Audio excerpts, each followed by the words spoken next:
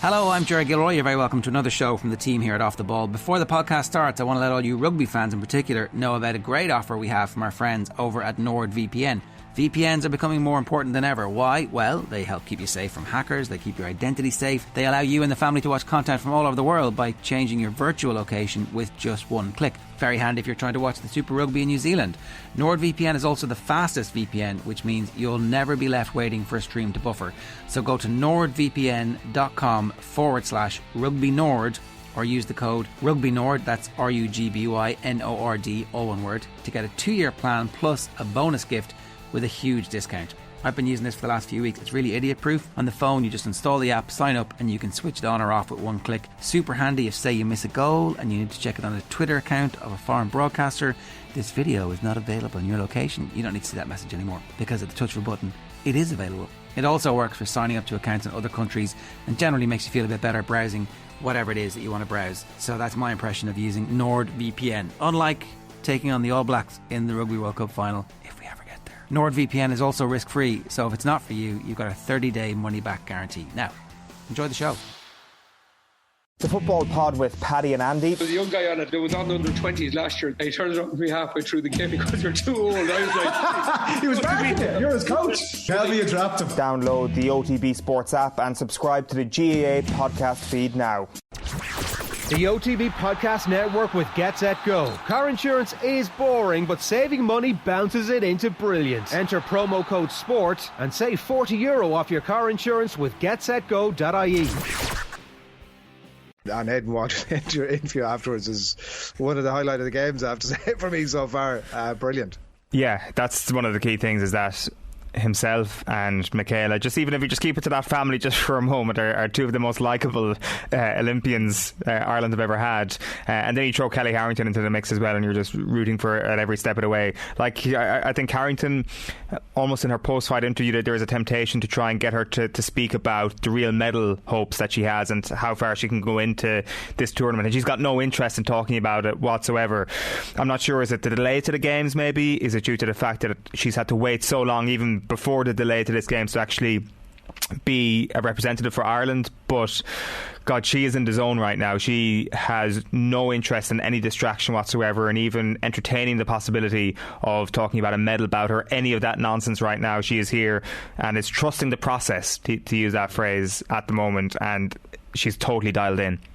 Yeah, and that's the way to do it. And you're absolutely right. Like, looking at it last night, she had obviously got a bye into the round of 16. She had seen some of her main competitors, including, you mentioned Dubois there, and I read a piece with her in The Guardian during the week. It really, somebody who Kelly Harrington has beaten really recently in the European qualifiers, but somebody who was really big hopes here as well, and like much younger than Kelly Harrington, let's say. But yeah, certainly, like, people who haven't seen the fight last night might be sort of waiting to catch up with her. It was just, she was really dominant throughout, wasn't she? She controlled each round, was always ahead in the scorecards. It was one of those that was never really in doubt.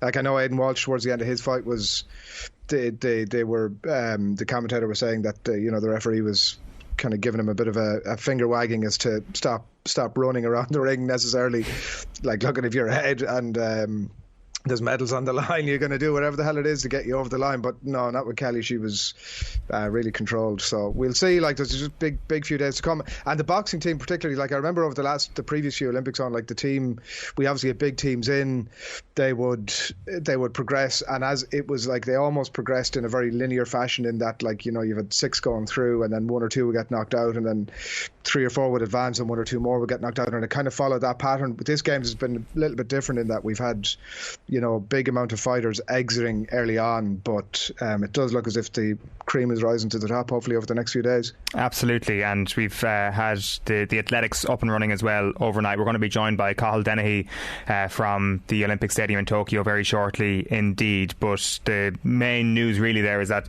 Ireland's 3 hopes in the 800 metres all failed to get out of their heats. It was always going to be an incredibly difficult task for all 3 of them. I think the most disappointed out of the 3 of them would have been Nadia Power, because she ran a little bit off her own personal best, and you could tell in her interview on television afterwards that she was disappointed. Now, in fairness, herself, Louise Shanahan and Siofra Clary-Butner all did well to be there and are all kind of bolters when it came to this team, certainly in the context of the games being pushed back and the games happening in 2021. So their eyes will certainly be on bigger things at the next games. But even within the context of this, I think you could tell from Power's reaction afterwards that she was there to compete and there to try and qualify, and she fell short of that.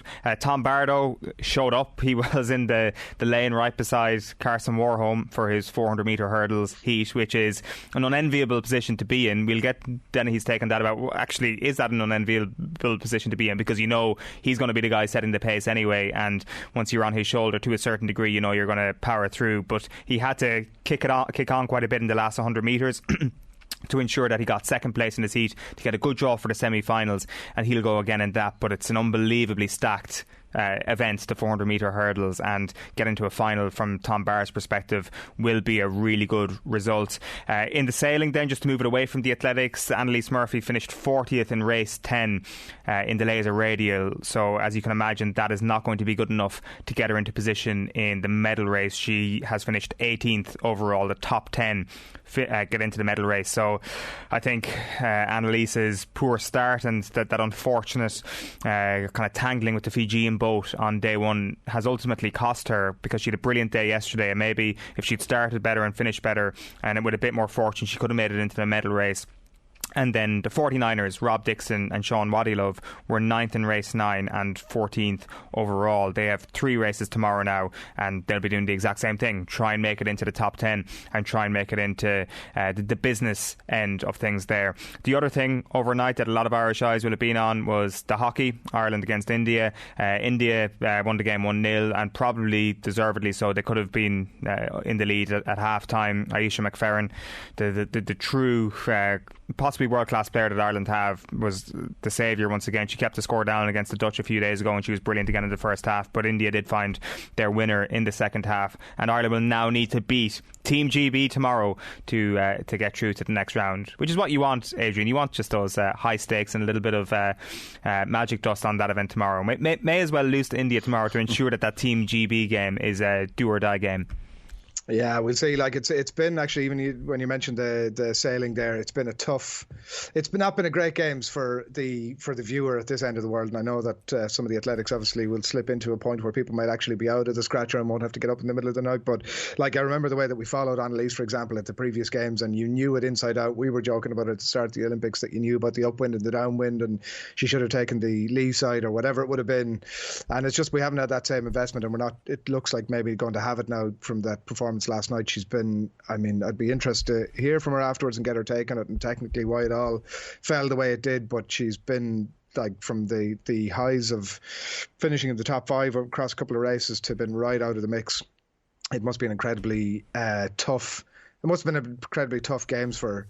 And the golf as well, on the lads have wrapped up there just in the last, Lowry's actually playing the 18th, but following Rory McIlroy is, when you're invested in wanting to do well, it's a tough thing to do, and it has been across his career, when he's standing over putts that you think he should be getting and he's just not nailing them. And it's been kind of the case for him again this morning, but he, including a bogey now on the 18th, he had been one of the best rounds of the day, and it still is on 500 par, the 66, but he's home on 7 under, and that's 3 back now from the Mexican leader. And Lowry's on the same score playing the last, so look at their two of them very much in the mix. And like, if they're in the melting pot come Championship Sunday on, or whatever it is, that I presume it'll follow the same type of schedule, will it? That I'm presuming if I'm a golfer, if I'm part of that committee, I'm like, listen, follow the same schedule. So it will totally take on a life of its own, won't it, come Sunday then, if the two lads are in the mix, and suddenly a sport that we didn't, did we really care about it that much until the two lads are in the mix? Suddenly we've all got our tricolours out, and we're going for it on Sunday. I'm not going to lie, the golf at Rio 2016 didn't really move the needle for me whatsoever, but things are different now. I think golf as a game has just got more popular over the last 5 years. I think that's it. It's just a more important sport. And I thought you were going to say over the last 5 hours. Yeah, over the last 5 hours as well. I think when it comes to the Olympic movement, I think in those 5 rings, I think we can find a golfer's heart in there somewhere, and I think that the medals will be worth a lot more this year than they were in Rio, and I think if we happen to have an Irish winner at the end of the week, then so be it. I'm personally looking forward to Rory McIlroy winning gold and running around Tokyo with a tricolour around his neck with Rebel songs playing, and revealing himself as a true Irish patriot as things go on. But it could be himself or Lowry. They're both very close in those scores at the moment, so we'll keep you up to speed on that as they come home, and Lowry just about to finish off there. One thing we should mention as well from last night, a brilliant win for Bowes, beating Dudelange 3-0, and to stay progressed to the next round to play Pauk, and Gavin Cummins-Keen, the Irish Times, writing here that Pauk just beat Feyenoord 2-1 in a pre-season friendly, so the standard goes right up. But a brilliant moment for them once again last night at the Aviva Stadium, and brilliant financially, obviously, for them, progressing through the rounds in the Conference League. Adrian, I just do want to tee you up here for something by running through some of the front pages and leads and the sports pages this morning, because I guess the papers are kind of running 24 hours behind, more than 24 hours behind really, reacting to yesterday morning's result in Tokyo, which is of course Fintan McCarthy and Paul O'Donovan winning gold. There is the front of the Irish Times sports section. Ireland's rowing revolution strikes gold in Land of the Rising Sun. We've got the Irish Sun next up. Skibbereen, white and gold is their front page headline. Cork pair row to Olympic win, first Irish top spot since 2012. And O row Shada Vahawalia, Fintan, Paul as good as gold is the back page. The Mirror, meanwhile, their front page is rowing for gold, historic day as pair win at Tokyo Games. The back page is row stopping us now. The Irish Star, meanwhile, black gold, they'll row through Porter and Skibbereen, laughs medal champ. That's the front of the Irish Daily Star. And we want more, we OUI, as they're talking about Paris and the next Olympics already. The Irish Daily Mail front page, it's talking about HSE and the jabs as good news 1, but good news 2 is our golden boys row into Olympic history, and the back page is pride of a nation. As you can see, there's plenty of Rassi Erasmus stuff in the sports pages as well this morning, which we'll get to a little bit later on. The Herald goes with rowing heroes already making plans for Paris. We have a copy of the Echo here as well, which, as you can imagine, is going big in it. Skibbereen, white and gold. The Irish Examiner then go with Golden Boys, and they've got a nice little spread on the front of their sports section. Olympic champions McCarthy and O'Donovan rewrite rowing history, and there is the front of the Irish Examiner this morning. Skibber-ups in green, white and gold. Adrian, I think you're putting these guys on a real pedestal, especially Paul O'Donovan. I think you're, as I watch Shane Lowry tap in there on the 18th, you're putting him almost above Shane Lowry as one of the most likeable Irish sports people currently playing. It got us thinking yesterday about who exactly he is when we watched Paul O'Donovan and the success he's had, and where he stands now in the great sort of Olympians of all time, and he is absolutely right up there now. And you know how likeable he is, and so you tie all those things together, and we've just been talking about Kelly Harrington and Aidan Walsh, who certainly tick that box as well. But it got us wondering about who exactly it is that's Ireland's most loved active sports person. So it's there's a nicheness to the polo, but we stuck it up and like we were thinking when we shot off a few names yesterday, and it was the 4 names we put up in the poll here. He was obviously one of them. Shane Lowry is up there. Katie Taylor obviously is up there. Seamus Coleman is up there as well. So they were the 4 names we went for, and we'll give you a bit of a flavour of some of the other names that came in yesterday where we went at it as well. But as you can see, it's Shane Lowry really who's dominating it here, and he's over 50% of the vote. Then you've Katie on about a quarter of the vote, and then it's kind of split between Paul O'Donovan and Seamus Coleman, who's bringing up the rear on it. But yeah, that's the way it goes. And I mean, it's a good snapshot. There's about 1,000 people who voted on it so far, and we'll keep the poll running over the course of the day. So anybody who's tuned in and wants to get involved, jump on there and cast your vote. It looks like Lowry has sort of won the day. There was a few other people as well that we got into. Kelly Harrington certainly in the mix. Joe Canning is probably in the mix as well, and it's not really a thing that lends itself that well to a GAA player in the parochial nature of GAA players. That, you know, if you're very good for Galway, then you're probably hated by Kilkenny and Clare and a few more as well. But I think Joe Canning is probably in the mix, and particularly for the week that's in it. Tommy Walsh talking during the week saying that he's universally loved, so that'll do for me. Padraig Harrington obviously is in there. Rory was certainly a name that came up when we put it out last night. It's incredible that he still divides opinion, that we can't all just get behind a guy who is really good at golf and lives up the road. But look, there we go. He definitely needs to be on that extended list. Aisha McFerrin, World Cup hero. Cian Lynch probably deserves a shout there. Mick Conlon, Tyg Furlong, Rachel Blackmore, one of the other names that's mentioned. So look, there is an extensive list there, but I think those four, Katie, Lowry, Paul O'Donovan and Seamus Coleman, were probably the four that came through. Tough to pick between them all. What's your order? Ooh, it's a tough one. Like I do think that when we did the sports moments of the decade in 2019, wasn't it, at the end of the decade, Shane Lowry actually beat Katie Taylor in the final of Ireland's greatest sports moment of the decade, which I wasn't surprised by at the time. There was probably a recency bias given he had just won the Claret Jug in 2019, but I do think that there is just this general love for Shane Lowry which is unmatched by anybody else in Ireland. And I think that if Shane Lowry were to win gold here, for example, this weekend, I think that would be heralded as right up there with maybe not right up there with the Claret Jug, because it's not as big a deal in the golf world as Claret Jug, but it would be the moment of these games, really, wouldn't it, if he were to do that? And it's no disrespect to anybody else in that poll. I think they're all absolute heroes at this stage of the Irish sporting public, but I just think Shane Lowry is just the hero, really. Yeah, I'd agree with that. I'm surprised actually that Katie is so far behind, because like somebody who changed the face of a sport and actually changed the face of women's sport in this country. Nobody has a bad word to say about her. She touches people from 5 to 105.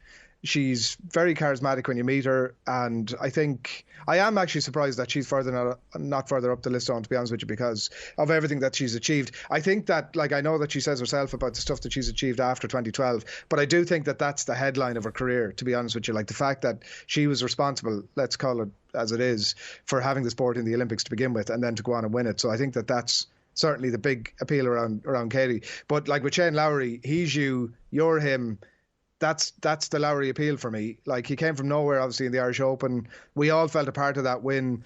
Then we feel a part of him now. There's definitely that everyman aspect to him, and I can certainly see why he's topping the poll in that way. But Paul O'Donovan probably suffers on because we only see him once every 4 years, really. Like, I know with the Worlds and stuff, he tends to pierce the consciousness, but I think that's probably a reason behind that.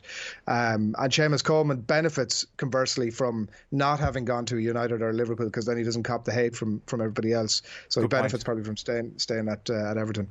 So people can still vote on your profile, Adrian?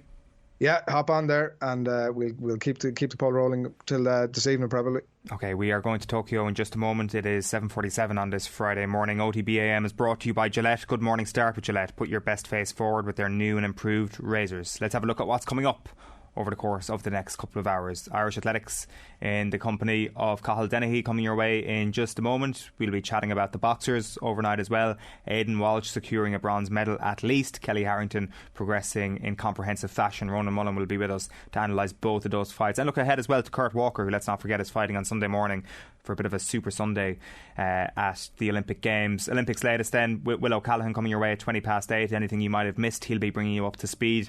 Our GAA quick picks are coming up then at 8:30 as we look ahead to 4 massive fixtures across both codes this weekend. Alan Quinlan will be with us to talk about Reply Guy Razzie and plenty more besides ahead of the second test in the Lions Tour at 9:20. A crappy quiz coming your way at 9:10, and then John Giles in conversation with Nathan is coming your way at 9:30. So that is the menu set for you this morning. Rory McIlroy, as we mentioned, comes off the course with a 66. Shane Lowry comes off the course with a 65. They're both on 7 under par, Adrian, I think, as they move into round 3. Their leaderboard is starting to get a little bit more stacked as well. You're seeing the likes of Hideki Matsuyama and Colin Morikawa making moves today.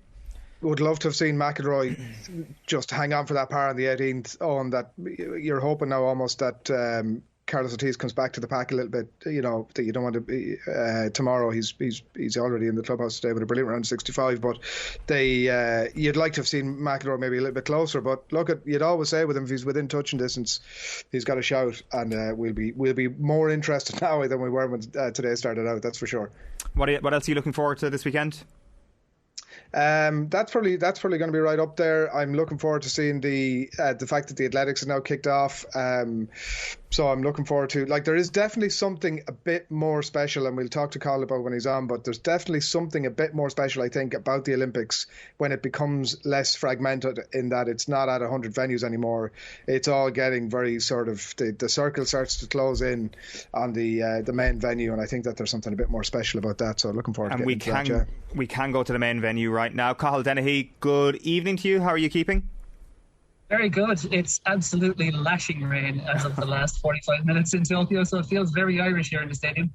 Because on the television coverage this morning, it looked as if a certain section of Tokyo was getting drenched, and everybody was talking about maybe like great humidity in the stadium, and not only that, but this incredibly fast track that was going to be conducive to amazing times and perhaps records tumbling left, right and centre. Yeah, it's definitely a very fast track. We've seen evidence of that this morning. Marie-José Tallou of the Ivory Coast in the women's 100-metre heats, she ran 10:78.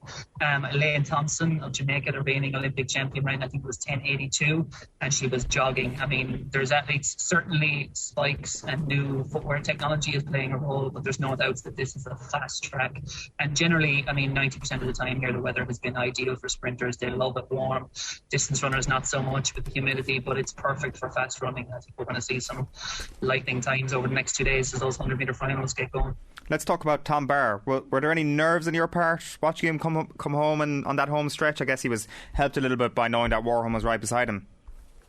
Yeah, I think if some of us in the press tribune, I suppose, were a little bit sceptical, I guess, as he was going around the last bend. He was back in about fourth, but he explained afterwards that basically he'd had a chat with Warholm, the A-list star of his events, the alpha, I suppose, of the 400-metre hurdles, the world record holder, and Warholm was one lane outside him, and he told him in the warm-up, look, I'm going to go out easy, I'm not going to go too hard. You know, it was first 4 out of 8 to go through automatically, so it was very kind of soft, I suppose. Qualification criteria wasn't really going to be at risk, and I think perhaps what lulls Thomas into a bit of a false sense of security was that Warholm, he said to us afterwards, he was like, Warholm going out slow was probably still my fast. So he assumed he was probably going a bit quicker than he actually was going through that first 200. And then as he came around the last bend, that he got a bit of a fright when he saw 2 guys come up on the lanes inside him. And then suddenly he realised he was in fourth. So he said, better put the hammer down. But as always with Thomas, once he does put that hammer down in the last 100, there's very few people like him in the world who finish as well as him over the last 50. And he moved from fourth up to second,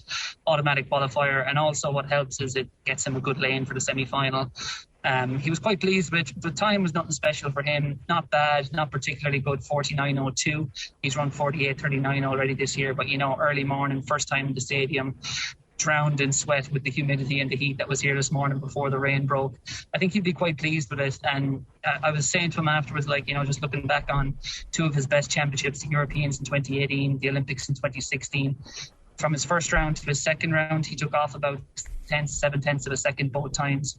Now, doing that again before Sunday's semi-final will put him at about 48.3, 48.4 if he can find that improvement again. He's going to need to be honest, because the semi-final draw is already out. He's in against Karsten Warholm. He's in against Rai Benjamin. In my mind, if they don't fall over, they're going to be the gold and silver medalists, and there's 3 semi-finals. So he has really got the bum draw here because only the top 2 go through. So I think unless something happens to Benjamin or Warholm, he's going to be running for third place in that heat or fourth place, and it's going to be all about the clock. And I think he knows himself it's going to have to be low 48 seconds, perhaps even high 47 seconds. His national record is 47.97, and that he's going to have to come pretty close to that to get into the final. Right, so he's right up against it. I was going to ask you if Samba was going to be a contender for the gold or silver, because we actually didn't get to see him perform because Kelly Harrington was on TV earlier on at that same time. So you're writing him out of the gold and silver medal contention, Samba. I am. He was the alpha dog, I suppose, about 2 years ago, or right. 2018, I think, was his best year. And since then, I guess he's had a few injury problems. It's basically Warholm and Benjamin for gold and silver, and the Brazilian young guy, I think he's only 21 years old, Alisson dos Santos. He's really, really impressive this year. He's third fastest so far this year. Again, is running low 47 seconds. So much can go wrong in the 400-metre hurdles. Thomas realised that very quickly in Oslo the last time he smacked the first hurdle and fell. So there's so much room for calamity that it's all about just getting into that 8-man final. I mean, in Rio, he made the 8-man final and a guy false started, one of the big contenders in the final. So it's suddenly down to 7 men. Then you get a disqualification, you get someone hitting a hurdle. You never know what can happen, but he's going to need the race of his life on Sunday afternoon. Or I think it's Sunday evening Irish time, Sunday evening Tokyo time, Sunday afternoon Irish time. Are you confident that's going to come for him? I think it's about 50-50. Right. In fact, I'd say if you were a bookmaker looking at it, you'd probably say it's more 40% chance. I think there's probably, unless a miracle happens with Warholm and Benjamin, he's not going to make the top two in his semi-final. So you're talking about 2 fastest loser spots or time qualifiers to go across 3 heats of 24 athletes. And I think there's probably 6 to 7 to 8 athletes equally as strong as Thomas here. So you're talking about 8 athletes or so competing for 2 time qualifier spots. So it really is cutthroat. If he'd got an easier heat draw, he could have competed for that first or second place in the heat. He's unfortunately in with the Uber champions, 2 the fastest men of all time. I think he's fastest man of all time and the 3rd fastest man of all time in history. And he's unfortunately in against them in an Olympic semi-final. So, like we said, he's really, really up against it. But again, he's a championship performer. He said he has lots more in the tank and he felt good out there today. So I'd expect to see him go much, much quicker on Sunday. You're really managing our expectations here, Carl, I have to say, in that I don't feel like confident now listen to you. But come here, look, is it a different, how different of a race is it for Tom Barr if he's effectively running against the clock? You're saying he's not really racing against his opponents here, he's running against the clock. Yeah, I guess the 400 hurdles is always that game because of their stride pattern. You know, Thomas takes 13 strides between the hurdles, I think it is, up to hurdle 6 or hurdle 7. And, you know, that's something that's been rehearsed so many times his whole life. He's been doing this now for over 10 years. He's been running this event. So, as he said himself to me recently, he's like, I could run the first 5 hurdles with my eyes closed. You know, the stride pattern is that set. So it really is about staying in your lane. But at the same time, what can so often happen is that you can get thrown off. In his semi-final, he's in lane 4, and I think Warholm's in lane 3 on Sunday. So what he's going to see once he gets to that first hurdle, because Warholm goes out like an absolute bat out of hell. Now, he took it easy this morning. He is not going to take it easy in his semi-final. He's going to be trying to lay down a statement because he'll have 2 days rest before the final, and he's in against the other big contender for gold.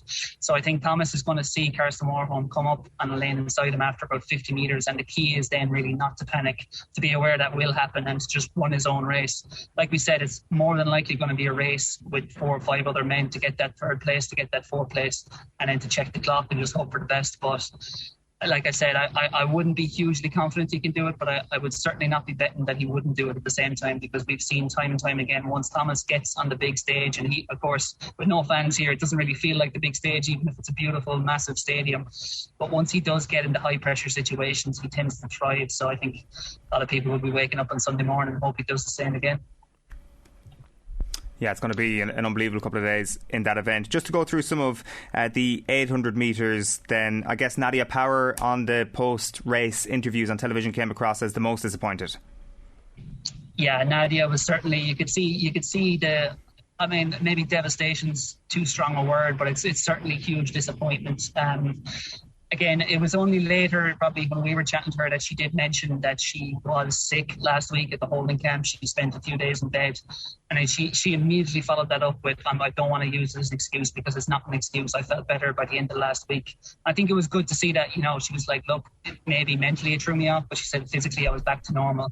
I had no reason not to run my best out there. She didn't run her best. There's no point pretending. I mean, you know, sometimes I think, even on Twitter there last night, I said about one of the rowers underperforming, and like Philip Doyle and Sunita, and people took offence to that, the statement of underperforming. But as I said back to someone, if you don't say that these athletes underperform when they do underperform, then it's insulting their ability, because, you know, Nadia is not an athlete who's running 2:03.7 if she gets it right. She's an athlete who's running 2:01, maybe 2 minutes. Same with Schifra Claire Butner, who ran 2:04.6 today.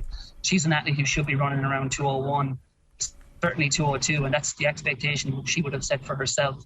And to fall 2 to 3 seconds short of what they probably thought they should be running today, there's no doubt that all 3 of the 800 metre girls are going to walk away disappointed. I think specifically Nadia and Schifra, they, in fairness to them, they gave it a go. They did everything right. They went through into the bell in about halfway in about 59, 60 seconds, got to 600 metres in 1:30. They tried their best to keep up with the best women in the world.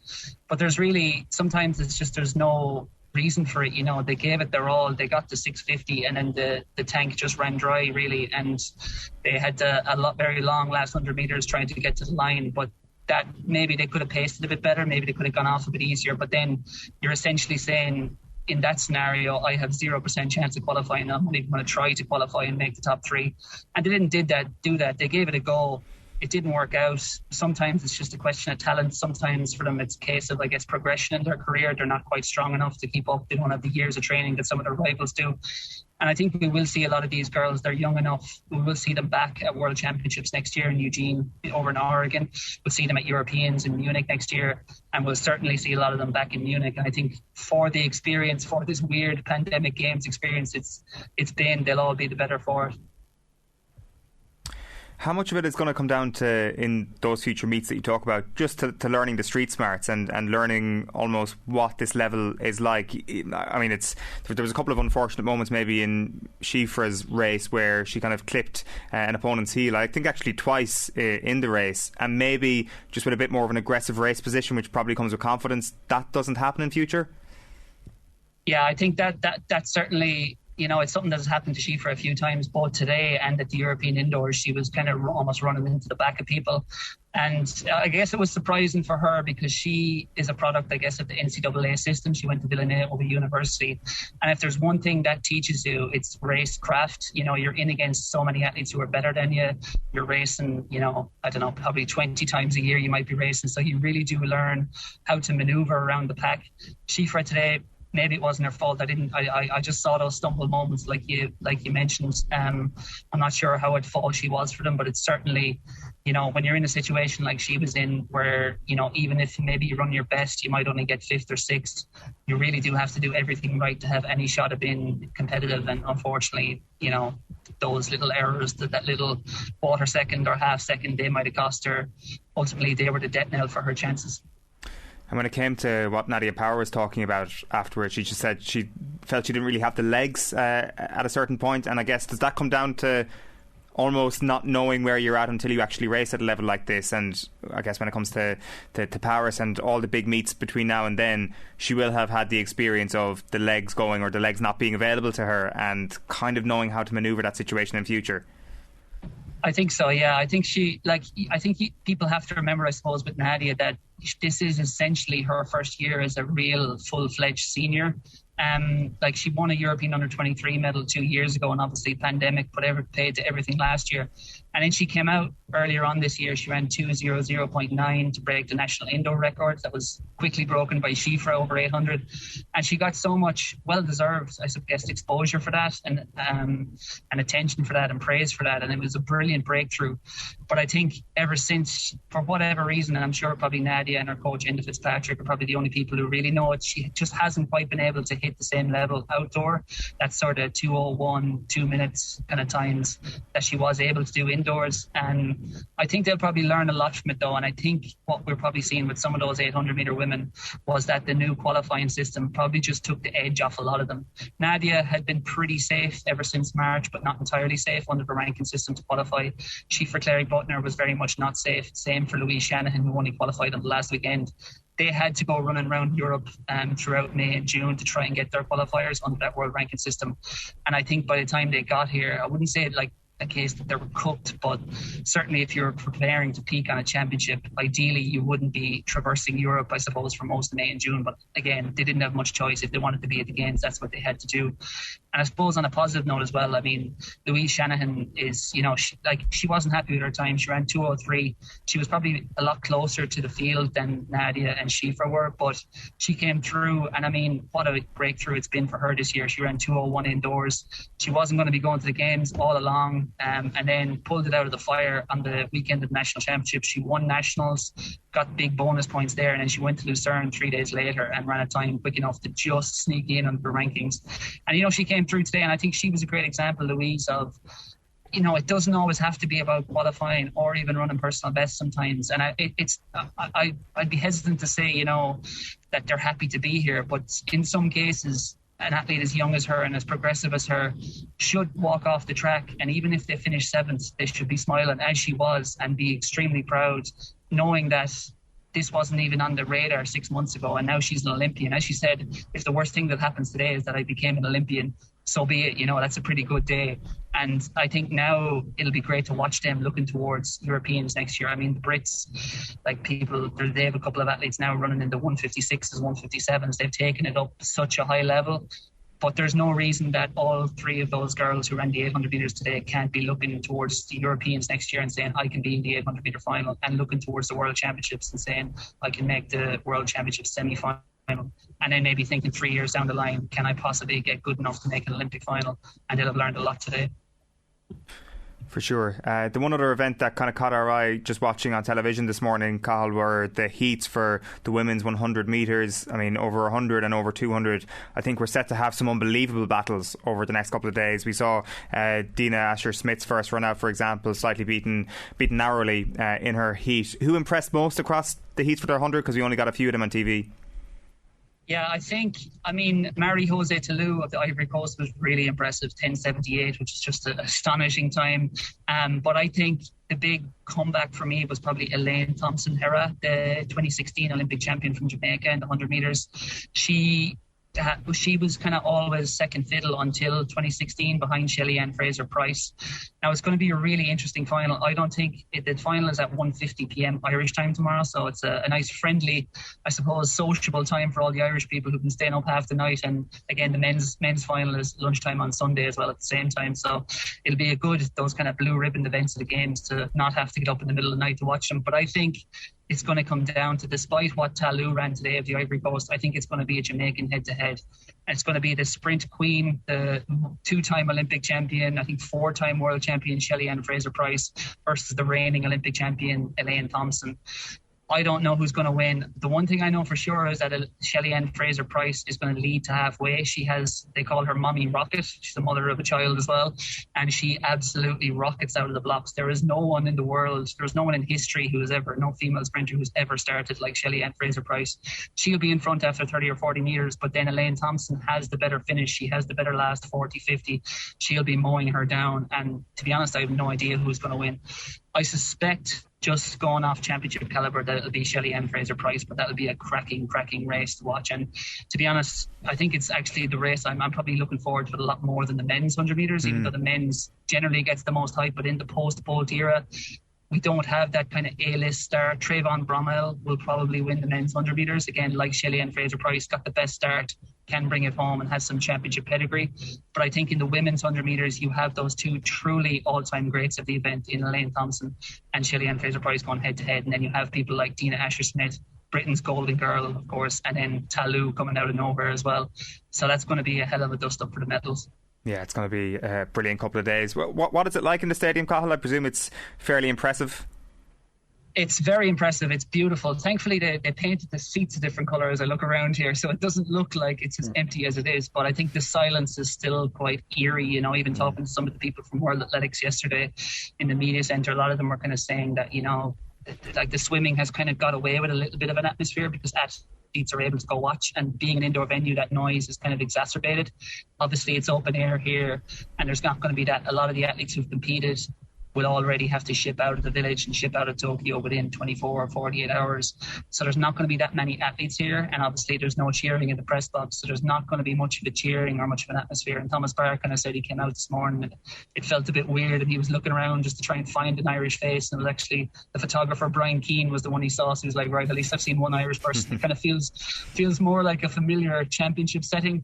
But it is strange. I don't know. I was saying to some of the journalists, they need to pump up the soundtrack or something, because it just feels kind of wrong almost on the athletes, that this is the thing they've dreamed about for 5 years. And just you get it at national championships and you get it at a Diamond League and stuff, but just when it's the pinnacle of the kind of Olympiad, that 4 year, 5 year cycle that we've had now, you just think, isn't it a kind of a shame that they'll cross the line for the best moment of their careers, for many of them the best moment of their lives, and it'll just be met with a silent soundtrack. It's a pity, but I don't know. The DJ hopefully can work some heroics in the days to come. Fingers crossed. Cathal Dennehy, great stuff. Thanks a million. Cheers. Chat soon.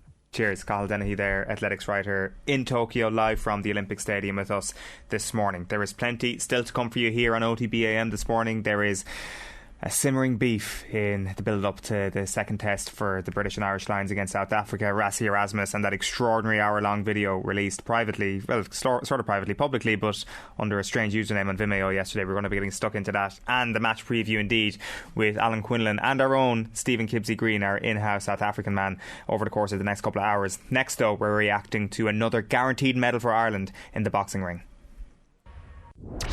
OTB AM. With Gillette, put your best face forward with our new and improved razors. You're welcome back. It is 11 minutes past 8 on this Friday morning. This is OTB AM. Owen and Adrian with you right the way through until 10 o'clock this morning. We'll have plenty of British and Irish Lions build-up coming your way between now and then. We'll have the crappy quiz, but we have to react to Aidan Walsh's success overnight. Ronan Mullen, you called this during the week that this was going to be a really good shout for an Irish medal, and he has got bronze at least. Yeah, absolutely fantastic. And we talk and we put such an importance on the draw, but the draw is only as good as your performances. You have to go in and deliver on a reasonable draw. This was by no means a gimme. He was really impressive in his last fight. This was an altogether trickier one, I would say, just given the style that the Mauritian brought to the table, but he quickly sort of navigated his way in the early going. Bit of a battle of the jabs at the start, then he started to land, and as is Aidan Walsh's want, he frustrates his opponent to such a degree that they basically can't find a route back into the fight. If he gets a lead, you can't claw him back. And just a remarkable story that the Walshes have been one of the takeaways from these Olympic Games, and his story's not over yet. He's got an Olympic semi-final, and if that interview's anything to go by, he's not happy with bronze. He's going to try and upset the number one seed in the semi-final. It's true what you say about him frustrating his opponents. Like his opponent Mervyn Clare this morning, literally punching air at times in that second round when he knew he had to go after it. Yeah, I think Billy Bean would love Aidan Walsh. This is like the prototype of a Moneyball boxer where there's like no wasted output, no wasted motion. Every punch he throws is meaningful. There's a purpose behind it. And similarly, as you're alluding to there, his movement around the ring, just he owns the perimeter of the ring. And just as you think that's where he wants to reside, he'll pop in and score a shot in the middle of the ring as well. So you just don't know which way to turn. I know the calibre of opponent's going to step up massively in the next round, but he's after dismissing two very different styles of fighters in the previous round. A very aggressive fighter, which he had to neutralise to the best of his abilities, and he did that. As I was saying, like it was borne out. His frustration was borne out by the fact that his opponent in the last round was docked 2 points, and similarly in this one, his opponent was swinging for the fences and just couldn't land. There was probably a little bit. The referee was maybe warning Walsh that he was a little bit overzealous in his moves of evasion, if we want to frame it like that. It's the referee telling the Italian players against Belgium to stop the time wasting.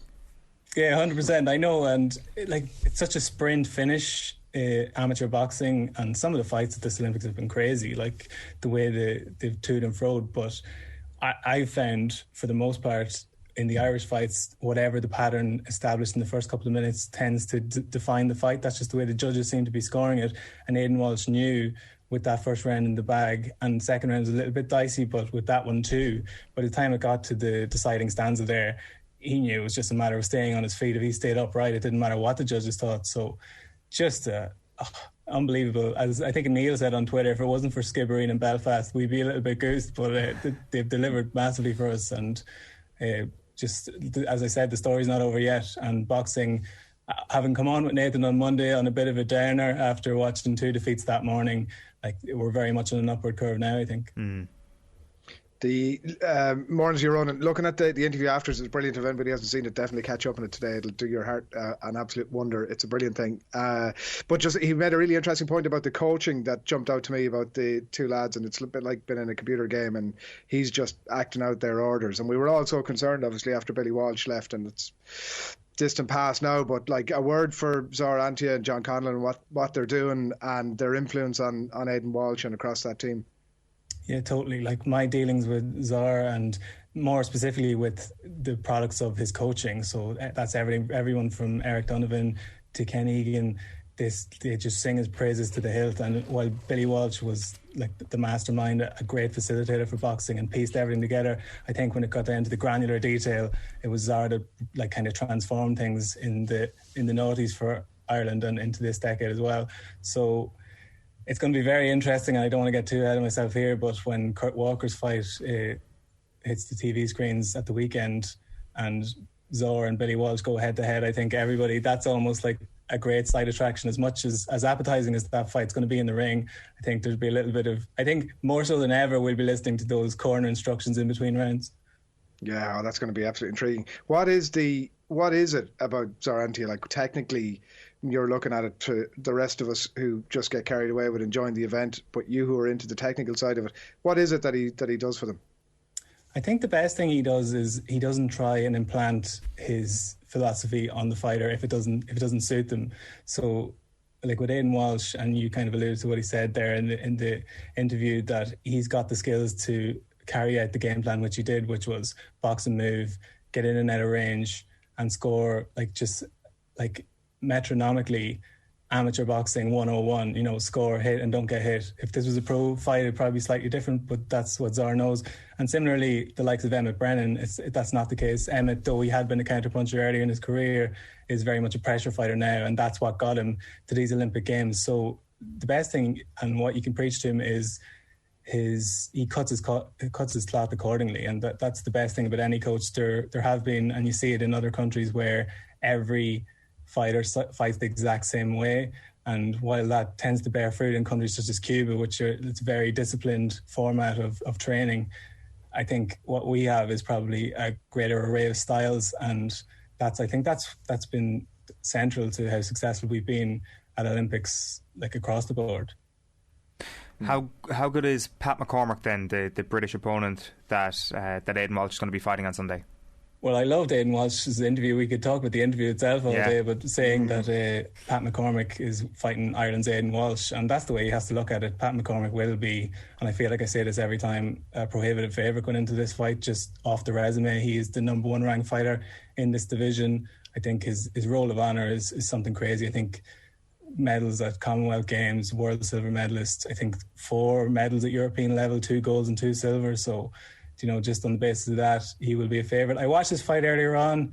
He had to come through a bit of hell to get through the fight. He won it comfortably. If you were just looking at the box score, you would think he won routinely, but his Uzbek opponent really put him to the pin of his collar, cut him in the last round. So that is this is amateur boxing. There's only a couple of days recovery. That's not going to be totally cleaned up by the time that fight rolls around. And as we touched on, Zor Antia is granular in his details, so he'll be certainly looking at that as maybe a target for Walsh. But I think is that the sort of thing, Ronan, sorry to cut across you, just an amateur fight like that? I mean, if it was the pro game, you'd be saying get in and pick away at it, but just over that short period of time, is that something they can focus on, or is it almost a distraction? I think it's just trying to engender that sense of panic in a fight, because as I said, it's such a short distance that Pat McCormack is used to winning fights. If he's somehow, if that cut reopens in the early going and Aidan Walsh, as he normally does, wins the first round, then you can just imagine the tables might turn ever so slightly. So while it won't be the basis of their game plan, I think it definitely will be flagged up. Similarly, Kurt Walker, who's I think possibly the hardest draw ever dished out to an Irish boxer, because it's not getting any easier for him, but he was cut over his right eye in the first fight and his left eye in his second fight. So he's certainly sporting the wounds of war going into this. If he comes away with a medal, it will be hard earned. Yeah, personally anyway, I'm getting great enjoyment out of both Walker and Walsh, but in very different ways. They're very different stylistically, and Walsh will try and frustrate his opponent. Walker will probably be in a literal bloodbath if he's going to come out on top on Sunday morning. Just very quickly on that before we get into Kelly Harrington, are you thinking 2 defeats on Sunday morning, or what way are you looking? Yeah, I'm so positive about Kurt Walker. Down the years, I just love his style. As you said, he's just brilliant, and he's got gold medal talent. And I would have said, in my previews before the tournament, I was thinking if the draw goes his way, he could certainly get to semi-final, final territory. The draw has absolutely not gone his way, and yet he still finds himself knocking on the door. And his opponent at the weekend, you'd think after beating the best fighter in the division, quote unquote, that it's going to open up for him. He's got a former world silver medalist at the weekend, and another, I think I was saying to you the other day, that in his first fight, or in the most recent fight against Mirza Khalilov, who's very much a pressure fighter and played into Kurt Walker's hands a little bit, he got in there and counterpunched him beautifully. this is going to be a bit of a fencing match at the weekend. So it's definitely going to be a skills game. And I would back Kurt Walker to beat anybody in a skills game. So we'll see how it goes. If he's got the right temperament and there's nothing in his performances today to suggest he doesn't, he's going to rise to the occasion. Whether that's enough to get him through, it remains to be seen, but I think we can all agree he's done everybody proud with those two sensational performances so far, and if he can get a bronze medal, that's the least he deserves, and all bets are off after that. Kelly Harrington then this morning, cold, calculated, ruthless, I think is how I would describe that performance. Just so no nonsense, and I guess no surprises on your end whatsoever that this performance was ready to happen. No, we did a good preview with Amy Broadhurst earlier in the week, and Amy beat this Italian opponent in European Under-22s tournament a couple of years ago. So we kind of knew what we were getting, and Kelly would have known it too. And you could kind of see it in her performance. She obviously won the first round quite clearly and was switching stances, as not unusual for Kelly Harrington, but she was switching from orthodox to southpaw quite regularly, throwing punches from slightly unconventional angles, as if she's trying a few things out, I would have thought, which is it's a little bit of a dangerous game to play, but not that she was underestimating her opponent, but if she's ever going to get some practice in. She made the point that she's been in Japan since June 30th, and it's a full month on, and she obviously carried the flag out last Friday and is the last Irish boxer to get into the ring. So I think she was just hoping to really maximise this outing, because it's going to get a little bit tougher towards semi-final time. Her next fight looks pretty winnable, and again, I don't want to be putting the knockers on it necessarily, but you would 100% back Kelly Harrington to make at least a semi-final, and then it gets really, really enticing when you look at some of the cast of characters in that lightweight draw. It does seem that Kelly Harrington is amazing when she's got a lead. That, in fairness, she's one of the best fighters in her division, so that will probably be her default position anyway. But how much would you back her if she were to lose a first round, for example? Yeah, it's just, I think the stats, I don't know, it hasn't been updated for this game, but somewhere in the mid 80% is where if you win the first round in amateur boxing, that's how whoever wins the first round basically wins the fight. So it is difficult for anybody to overcome, especially in the 10-9 scoring system. In Olympics gone by, on the old point for each punch scored, you could easily make up the deficit in one round, but it's a bit trickier now. You need to sort of establish a standing 8 count on your opponent, or literally knock them down to get a 10-8, and that could cause a seismic swing. But I think Kelly, the beauty of Kelly is she can have it any way that you want it. Like in the qualifying tournament for these games, she boxed a professional fighter, Amadouche, who is now out of these games. She was beaten by Mira Pakkanen. More of her and on, I'm sure we're going to see in Mira at some point in this tournament. But so she beat her in quite a physical fight, and it was she had to fight almost a pro style, but outboxed Amadouche in the end. Then she had to beat the golden girl, Caroline Dubois, who the Olympics might be coming ever so slightly early for her, but you certainly wouldn't rule her out of a final contention. But she outboxed her, and basically, it was just an experience. She was able to establish experience over Caroline Dubois, tricks of the trade, a proper old school amateur boxing match, and she beat her as well. So that's the beauty of Kelly Harrington. No matter what's put in front of her here, she will be able to deal with it, and that's why I think most people in Irish boxing and beyond have good confidence in her not to falter in a fight that she should be winning.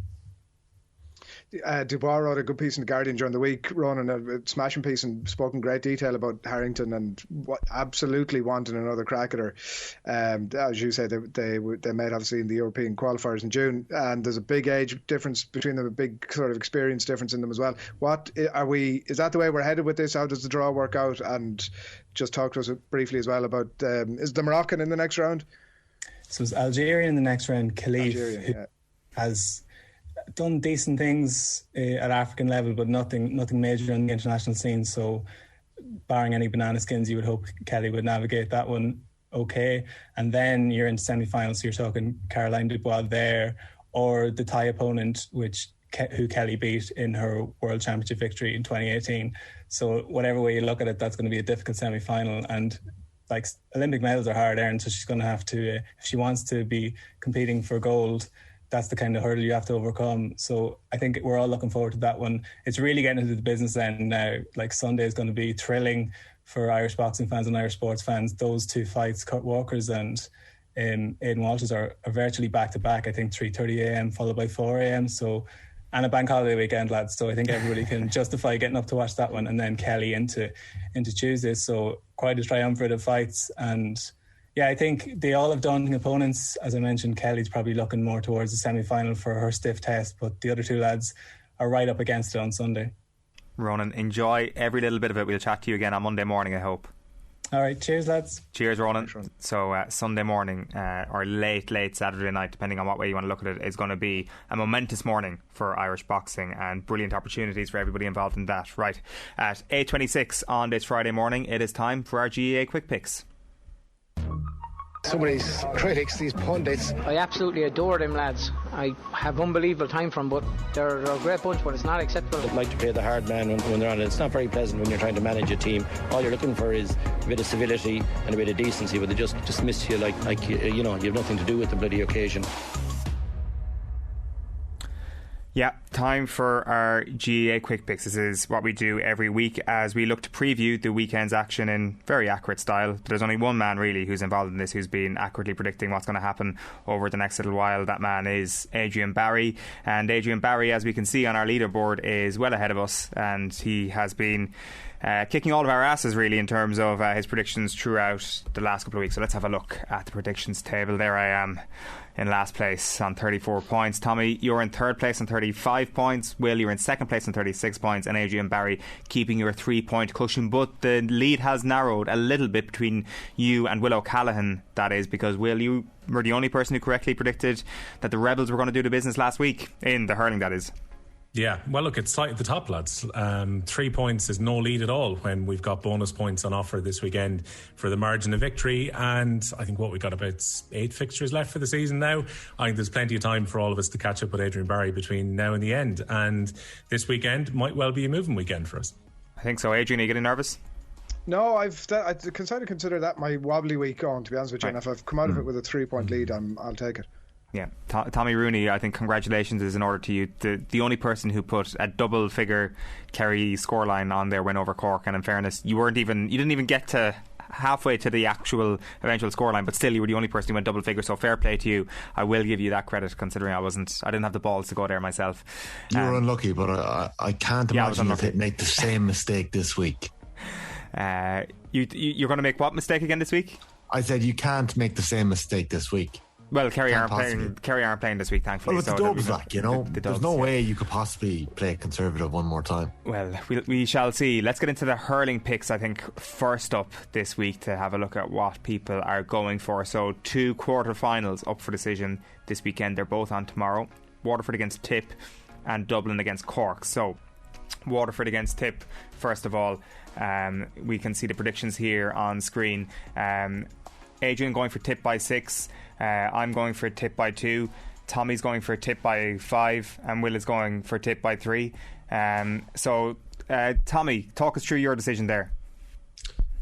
I think we've all written off Waterford plenty of times so far this year. I think we all confidently tipped Galway last week, isn't that right?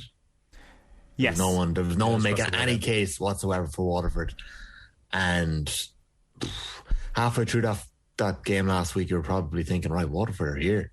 But then the manner in which Galway came back in that game, and they nearly caught them. I know there was red cards, but I just think Tip are going to have too much for them. We were talking about form lines earlier in the year, and we were trying to figure out whether Clare or Wexford were in better form coming into that game. And we argued successfully that Clare were in better form. Clare were caught by Cork last week. Again, kudos to Will, he called that one. I just think that Tip are going to have too much for Waterford. I think they're just going to have too much up front. And like, I haven't called, this isn't the ballsiest call of the week. Like, I'm only saying 5 points. It's not that big. I think I'm pretty close to the handicap. But yeah, I reckon it'll be Tip by 5. A couple of goals will be the difference. Will, are you concerned at all about the psychological damage that comeback win by Limerick will have done to Tipperary? A little bit. I mean, that game finishes after 40 minutes in Páirc Uí Chaoimh, and we start saying the Tipperary are back to their form of 2019 and they could potentially win the All-Ireland Championship this year. And then we saw Limerick put in a performance for the ages. How much of that is down to Tipperary wilting within the fixture, and how much of it is down to just the sheer brilliance of Limerick? We'll probably find out a bit more about that by the end of the game tomorrow evening. Like, I'm a little bit more wobbly about this fixture than Tommy is, in terms of, okay, Waterford have put in one or two in different performances, and we spoke about the Laois game going into last week and whether that was going to be the kick up the backside that the Daisha needed going into that fixture against Galway. It's so difficult to read the form in some of these hurling games, though, lads, where we've had a team streak ahead and then in the second half we've had a thrilling comeback to turn it into a contest in the final stages. But Waterford have to be somewhat tired after their exertions over the last month. It's been fairly week on week and difficult fixtures that they've played. I wonder, is that going to catch up with them, with a Tipperary team who've had a couple of weeks to just brush off the Limerick defeat and get things back ready for this game? Again, I think Sheedy sticks with the tried and tested and the players that he played in that Munster final. And I think Tipperary will win, but I don't think it's going to be like 5-6 points. I think this is going to be a one-score game to come to finish. I think 3 points is my prediction for this. So I think Tipperary just about, and maybe the freshness might actually be the only difference between the sides at the end. Yeah, I'm the only one who's gone narrower than you in terms of that Tipperary win, Will. And I think if tiredness is going to become an issue, I think it'll only be down to closing stretches, and I fully expect this to be a cracker going into those closing stretches. Like, Galway maybe weren't at the races last week, but I still think a 16-point lead against any fellow Tier 1 team is worth your weight in gold, really, in terms of judging somebody's form. Of course, they didn't manage to sustain it for the whole thing, and I guess if you're going to use that logic, then you could also use that logic in terms of supporting Tipperary after what they did to Limerick in the first half. But I think maybe there was just a lot in that Waterford performance last week that was angry, and it was a bit of a response to Laois the previous week. And I don't know, like here in the quick picks, none of us really saw them running out big winners. Most of us saw them getting beaten, and I think we were all astonished to see that early lead. So I think that they've defied expectations already, and I think they will run Tipperary very, very close.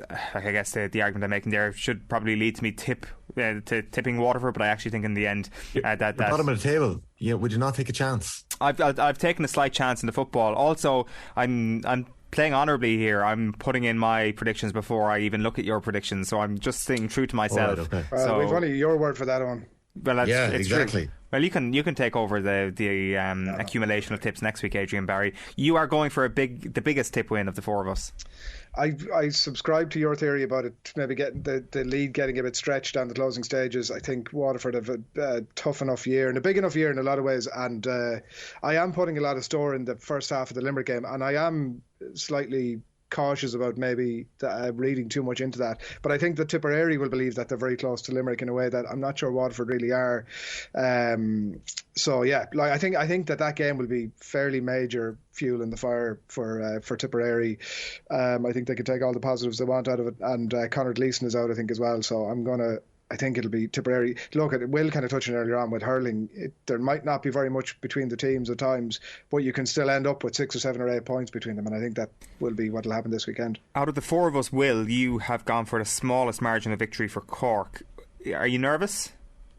Not so much nervous, but Cork have been consistent in their inconsistency over the last few years, and they sparkled at times last weekend against Clare in like a not particularly great game by comparison to the first one. It was scrappy at stages, but when Cork got their forwards on the move, like, they're so dangerous and they run the ball incredibly well. But I continue to have concerns about their defence, and sometimes that inconsistency just creeping into stages of their performance. And this Cork team are more than capable of putting it up to any team left in the championship on a one-off battle. But then again, they're also perfectly capable to get the easiest draw on Monday, which is Dublin, and then end up messing that draw up and losing. Now, they did win the last time the teams met in the championship, and that's when Dublin were going in with a head of steam, and many people thought maybe Dublin could put it up to Cork.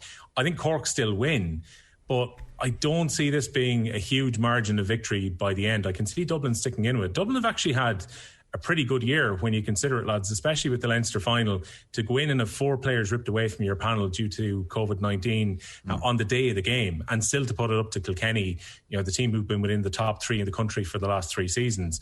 This Dublin team aren't an easy nut to crack, and they kept Galway down to a very low scoreline in the Leinster semi-final too. So I think Cork win, but I think Dublin can really put it up to them for large stages of that game tomorrow afternoon. All right, those are the hurling predictions. Let's have a look at the football predictions across the weekend. We've got 2 more provincial finals. We've got Monaghan against Tyrone in Ulster and Dublin against Kildare in Leinster. This is where I tried to play it a little bit tactically on Monaghan against Tyrone. I'm not going to lie, all the talk in Kerry at the moment is of a Kerry-Tyrone All-Ireland semi-final, and as the week has gone on, the more I'm like, this is a little bit presumptuous. This is, in fact, extremely presumptuous given the few weeks that Monaghan have had.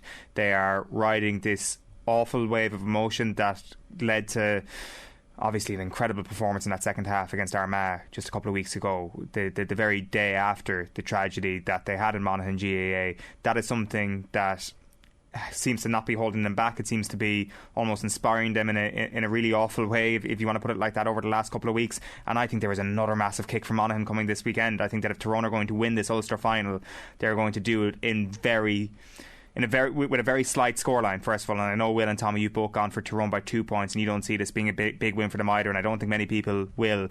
And I'm going to go one step further, and I actually think Monaghan might turn them over this weekend. Now, if I'd known that Adrian was going to go Monaghan as well, I might have actually just stuck to what the head was actually saying, and saying that Tyrone might actually edge this one in the end. And I accept that I'm not layering you on with loads of footballing evidence here to suggest that Monaghan are a better team than Tyrone, but emotion is an incredible thing when you get into the real deep end of a championship, and I think Monaghan have that in spades, and I would not be surprised to see them going through to Croke Park, well, going through from Croke Park to Croke Park this weekend, so to speak. Yeah, it's going to be close, lads. This one's going down to the wire, and I think our picks, each of us picked 2 points. I know yourself and Adrian on Monaghan, we're on Tyrone. I think if it goes down to a shootout, I know Darren McCurry is in sensational form, but if it becomes a shootout towards the end, I would be getting nervous, because Jack McCarron and Conor McManus are 2 footballers, and we've seen it time and time again this year. They're clutch footballers, and if Monaghan get it down to the wire, I believe that Monaghan have the experience on the bench. I don't know whether Banty will make a couple of changes before the start of the game. He's got quite an attacking setup up front. Defensively, they're quite suspect, so maybe Banty will bring in a couple of older players, older Monaghan heads into that half-forward line and play a bit more defensively. I would be nervous about this one going down the stretch if it's a 1-2 point game, because we saw what Monaghan did to Armagh. Armagh should have won that match, even though Monaghan ran in front. They let that lead slip. Armagh brought it back. They were a point up with a few minutes to go. They should have won that game, and Monaghan showed their experience to get that score. It's always really close between these two. I've gone for Tyrone because I was so impressed watching that Donegal game back a few times, even by their bench. They've Tiernan McCann, Colin McShane, Mark Bradley, Conor McKenna. Paul Donaghy didn't even get off the bench, and we know how impressive he was in his championship debut. So I'm just backing Tyrone, but just about this week. Adrian, why are you siding with Monaghan? Well, I think on Tommy's point there about the Donegal game, we don't know actually whether Donegal was anything much to crow about. We might look back after this game and go, well, Donegal were not up to much. I think that I think Tyrone are coming, and they obviously are. And I just think that Ulster is so gnarly, they need a bit of pain first, and they haven't probably had. Maybe they'll get it at the weekend and they'll come through it. I don't know, but it doesn't. I think in Ulster you need a bit of pain. I think Monaghan obviously have loads of that in the battle from last year that they'll probably open up again. I think the Armagh win for me was so impressive as well, that the disappearing out of the game for so long, which you can say is a really worrying sign, and we won't know really out of that until after this weekend. But I think that all the momentum was gone for them, and they still somehow, Tommy mentioned the 2 lads earlier on, Conor McManus particularly, but they somehow managed to balls it out. And I saw Pascal McConnell during the week saying that if you keep Monaghan goals out, you beat them. You discounting the 21 scores, whatever it was they got against Armagh, if you count them only as points, I still think that's Monaghan on the right side of a win. And interestingly, the only game that they didn't score a goal against this year, I think, was Tyrone, funny enough, in the league. But I think there'll be enough in the tank, and I think there's enough pain there. I think they'll get it done. Yeah, I agree. Will? Yeah, I hummed and hawed about this one, lads. Very difficult to call. I'm probably on a similar line to Tommy's thinking on this, in that I actually was very impressed with how Tyrone got the job done against Donegal last time out, albeit Donegal playing with 14 men for so much of the game. But when Tyrone needed a kick in that fixture, they had an extra gear and they were able to inject a little bit of pace and extra attacking intent from the bench, which I think they're probably going to need at Croke Park on tomorrow afternoon too. Like, I would fancy Monaghan much more if this final was taking place in the province of Ulster as opposed to it being in Croke Park. I just think Tyrone are going to go up there, they're going to arm wrestle this one out, and they're going to go and give Kerry hopefully a bit of a rattle in the semi-finals. Yeah, I think I think both semi-finals actually this year are going to be brilliant games.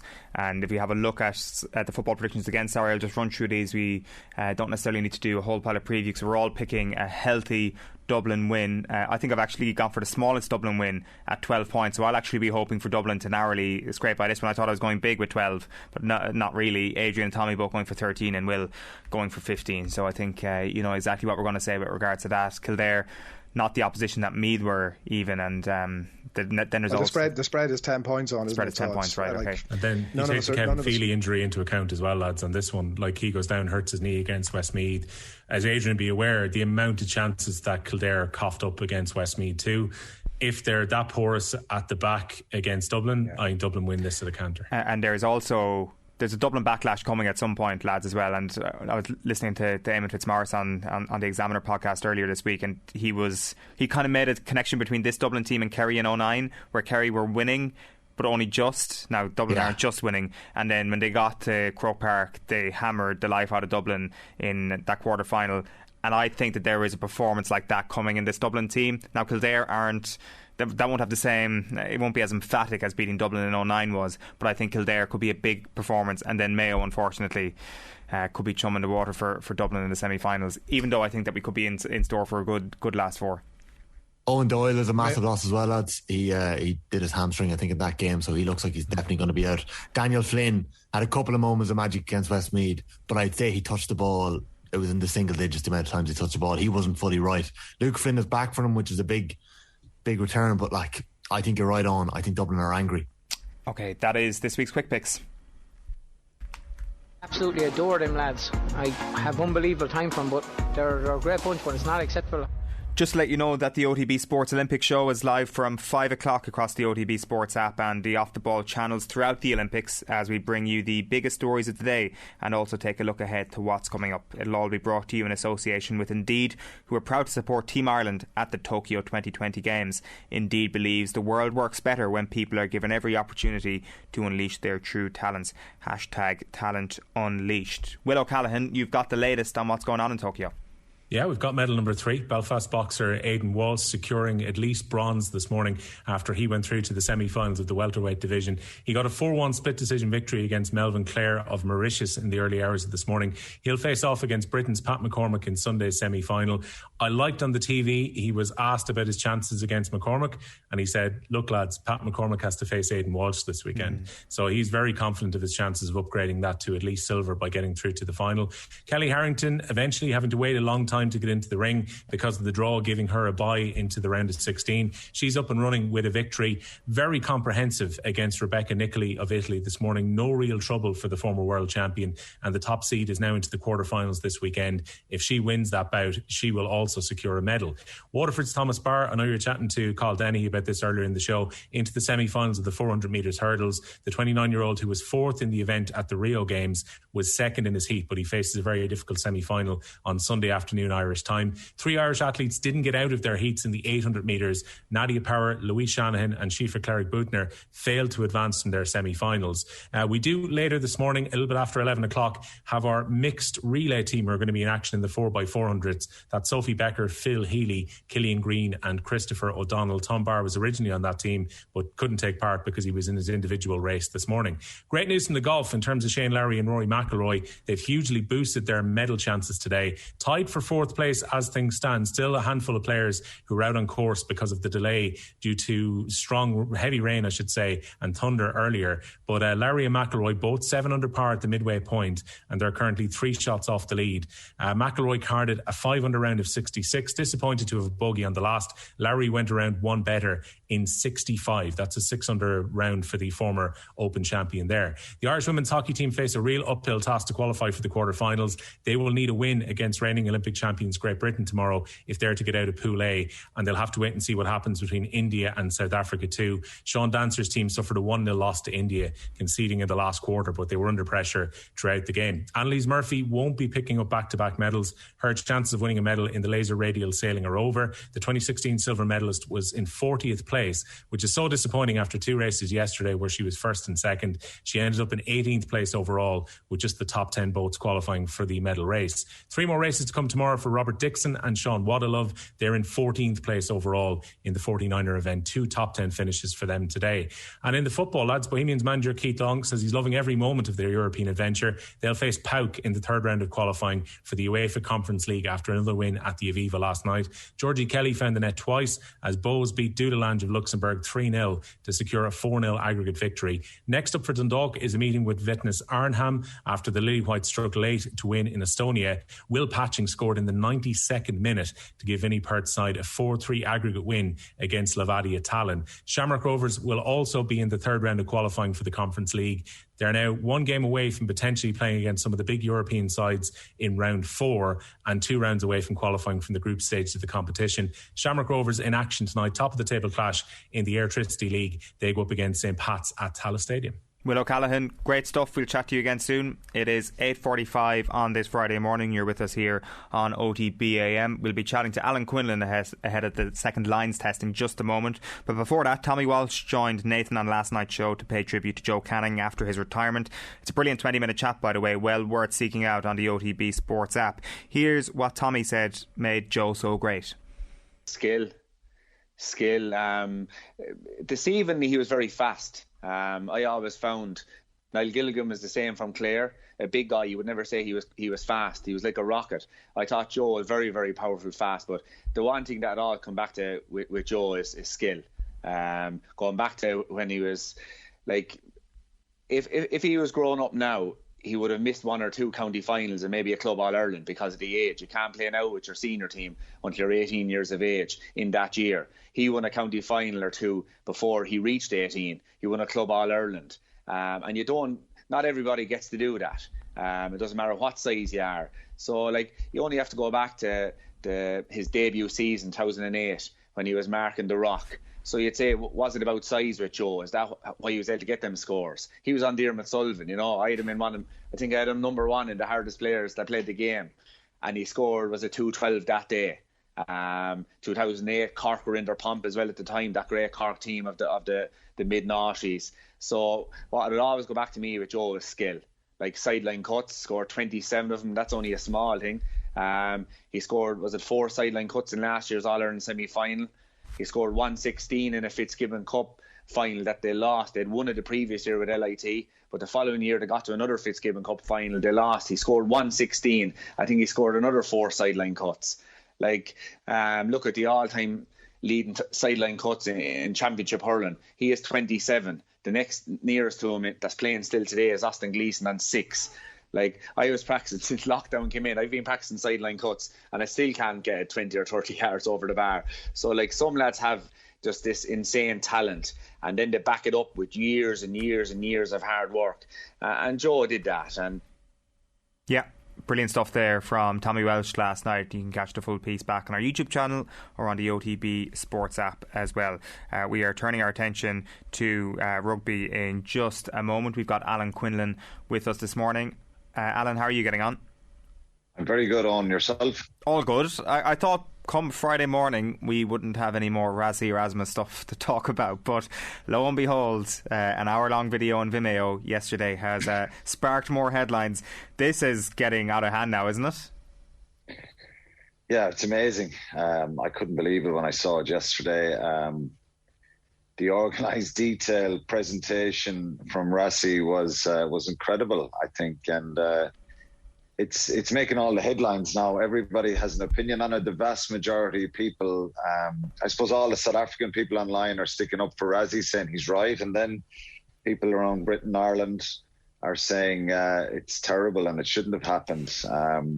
It was just phenomenal, really, to see the detail and the explanations, and this is not something we've ever seen before.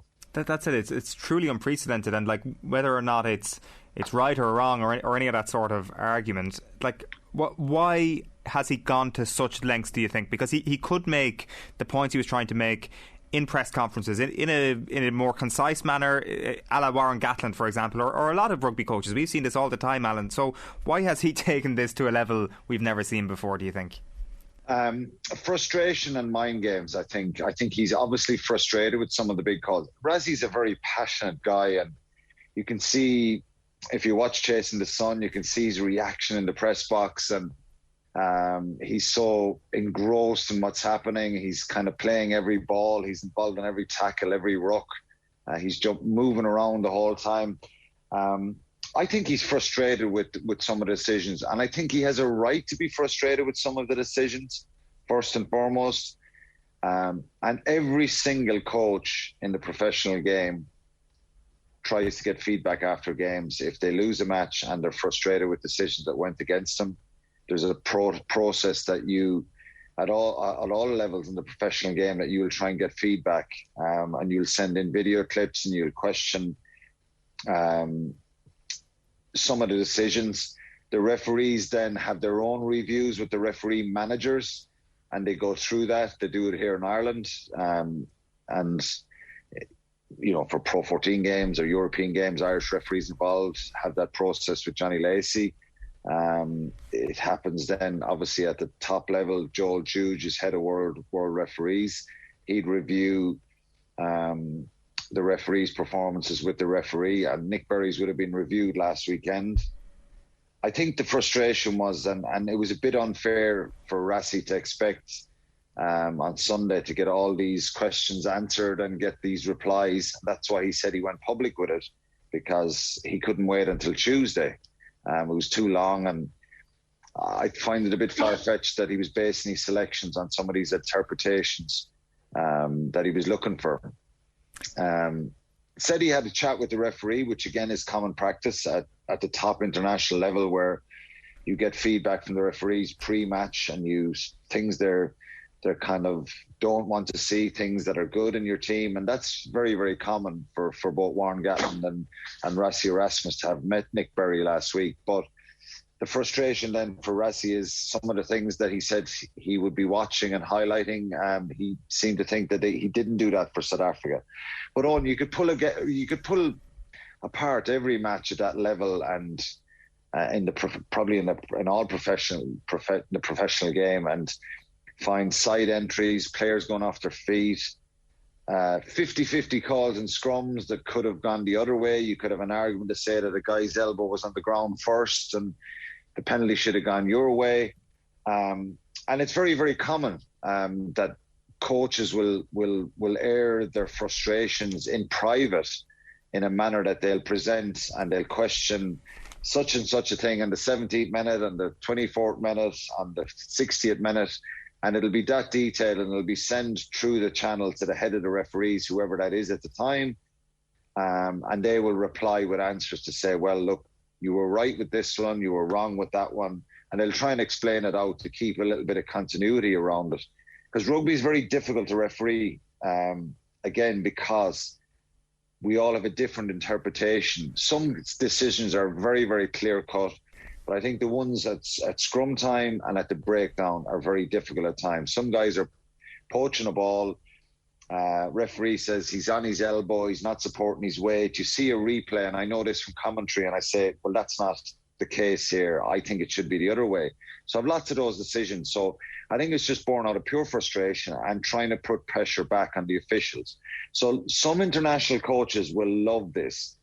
They will be delighted that this has come out, because they feel that it's a controlled environment, that there is no accountability from the referees. The danger here is if you kind of get into that space where you have referees being interviewed after games and stuff like that, that you just turn people off, because it's very difficult. So part of me thinks I understand his frustration. Another part of me thinks he shouldn't have done it, because he should have just been patient and waited. But he could have went through journalists during the week and aired his frustrations, but going public with this video, probably a step too far. But there's another part of me that if I was a player, I've come off the field so many times and just had that frustration, and we do video reviews then, and we see all these decisions that went against us and things that weren't picked up. And I just thought Nick Berry, I had that feeling after the game the other day because that some of these decisions kind of really swayed towards the against the South Africans in the second half. But if you scrutinised it and went through every line situation where they had the ball and things that the South Africans did, you could probably find loads of clips that the Lions could argue to say that they should have got more penalties, or they should have got some of the decisions. So great entertainment, but in dangerous territory, really, I would say.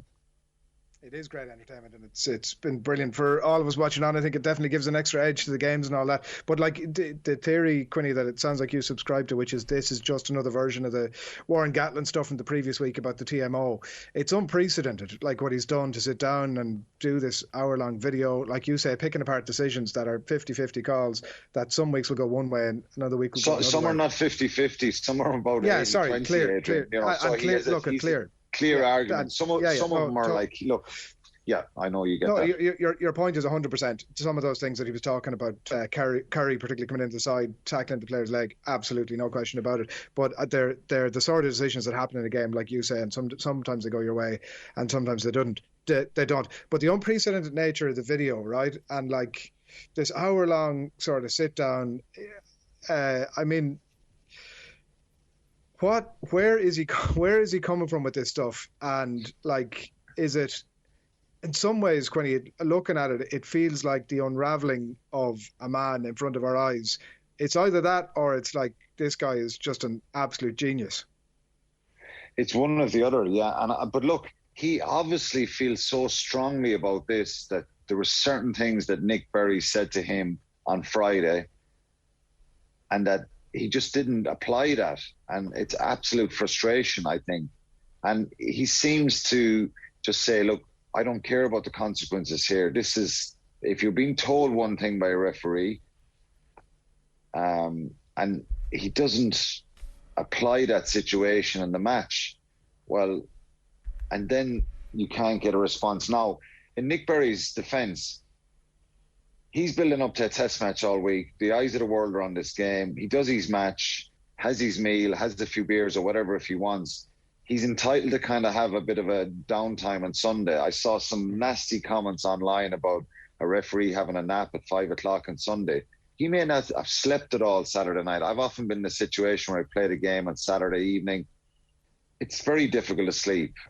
You wake up early. Erasmus shouldn't be putting that stuff out, Quinny. That's why I talk about probably that stuff went a little bit personal there. And he kind of said it, didn't he, in a way that was like, oh, that's fair enough, but that's not what he meant. There was aspects to it that definitely pointed to that Erasmus has lost control a little bit here. As you say at the start, ladder lost control. It's genius.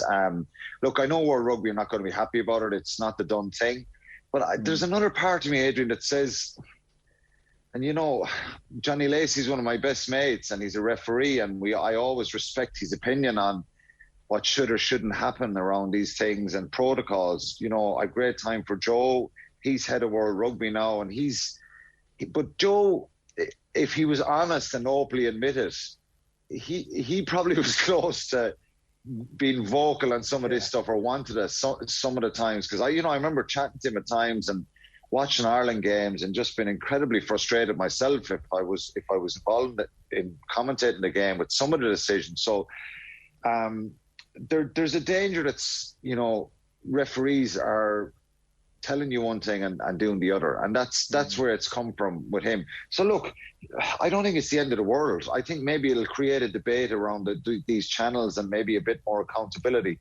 But the negative side of that then, Adrian, is will it turn people off and say, Jesus, I don't want to get involved in this. I often have it myself with my own commentaries. If you're kind of in the lap of the gods, really, at people's mercy of criticising you, and you're being in a situation where you're commentating a match, and you go, sometimes I've kind of scratched my head afterwards and said, why do I bother? I do it because I love it, and he coaches because he loves it, but and referees do it because they love it. But if you're going to be criticised openly, and the world is different now with social media, and everybody has an opinion, and you create a hate and a nastiness which it does spill over to the referees. Nick Berry will probably have to carry this for a while. There's people who make comments to him in public if they meet him. You know, it's that's the dangerous place you're in. So one part of it is great that you kind of bring this thing out in the open. And, you know, these guys are professional referees. They're getting paid as well. So that's the difference here. He's getting paid. And there has to be some bit of accountability. Players have to be accountable all the time. And there's a protection there for referees, which I'm not saying open the thing completely and say make them accountable publicly and have to do interviews and all that kind of stuff. But big decisions cost people jobs, cost people a lot. And it's very hard. I don't have the right answers. And I think maybe Joel Hughes should have intervened here and got back quicker to Rassie. Maybe Rassie should have sent this stuff straight to Joel Hughes, who's the head of the referees. And if he wanted to protest on Sunday, requested that Joel Hughes come back to him. He says he made a phone call Sunday night, got a message minder. And I think it's against protocol for him to be going contacting Nick Berry anyway. He should have went straight to Joel Hughes on the Sunday and sent all these clips. And then if he didn't get adequate responses in time, well, he could have went public about Joel Hughes not getting back to him and maybe said, look, that he was going to go public. Could have been handled a bit better. But look, I think there's a lot of legitimate arguments in the videos he played, but it probably should have been held back, to be honest. He may regret it, and it may work out for him. Yeah, he's been tweeting again this morning. Somebody, Jaco Johan, tweeted him again. You're joking. John O'Sullivan article from May of last year in the Irish Times about the tackle that ended Brian O'Driscoll's tour in 2005. It was a Sporting Controversies article. And noted, thanks JJ, is his reply. Brian Moore made a point on Twitter yesterday, Quinny, it's my last point about it because I'm conscious that like there's a game to talk about and maybe this is what he wants, but Brian Moore made the point that about the video that nothing in there explained why South Africa lost. Like, you know, so that maybe that's the genius side of it, that like, you know, here we are. I disagree with that. I disagree with that because there's loads in there explained why South Africa lost. I just to do him service, sorry Quinny to go to crash it, just to do him service, what he talked about was stuff like the dominant first half that South Africa didn't score a try, the front row gamble didn't work, lost the collision in the aerial battle, so he was very much more specific than that. Yeah, of course. Yeah, there were certain things that I thought their performance in the second half, when they had the ball and when they had control, was really poor. They played two phases, tried to kick the ball, inaccurate kicks as well, lost those aerial battles, as you said. Still could have won the game if the Willie Leroux try was given, if the Damien Dialinde one wasn't a knock-on from Colby. So there were small margins, but neither side created anything. And that was the frustration for me.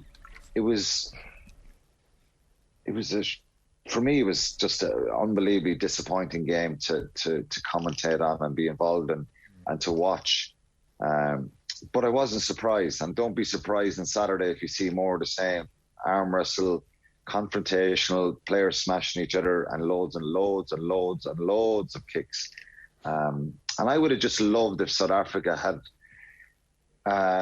been a bit shrewder and tried to play a little bit more. But in their defence, they didn't have it in their legs. They looked very, very tired. And it's only a half a second or a half a metre off in some of those kick chases that maybe cost them at the weekend. And the line's been better. So I think we've missed a point here as well. And in all this chat, the lines are really, really good in that second half. And Warren Gatland deserves a lot of credit for getting his team to come out and react. I thought it was South Africa were so comfortable in that first half. But definitely the fact that South Africa haven't played in a long time, they had all these COVID cases, and they looked really, really undercooked from a match fitness point of view and tired so much. Hence, they've gone with the 6-2 split this week, and they're trying to go back to that bomb squat narrative of the forwards coming on, making a huge impact. They didn't have that impact last week. So it'll be really interesting what happens. But they did make mistakes. And he acknowledged that at the start of the week. He said it was strange. Razzie said he tweeted that there was no excuses from us. Better side won. But I know, again, as a player, being in a room and you're analysing matches and you're looking back at videos, stuff jumps out at you. You go, wow, wow, wow, at times. And I've had that experience. And that's probably what happened with him, particularly around. I would imagine if Nick Berry was very adamant about certain things and he didn't do it, that's what drove Rassie to do this. And it could backfire on him, or it could work. They might get some of those decisions on Saturday. But I have a feeling that Ben O'Keefe won't be swayed, Matthew Reynal and Nick Berry, and Marius Jonker, who he says is a very good friend of his. Has he made his job even more harder now for the weekend? I don't know. It's crazy stuff. Who's going to win tomorrow, Alan? Well, I said South Africa last week, and I think if they manage the game better in the second half, even with that kind of energetic kind of surge from the lines in the second half, they could have still got the job done. I just have a feeling South Africa level the series. I think obviously there's way more pressure on them all now because, you know, small margins and small mistakes here, and if things start to go against them, will that get into their heads?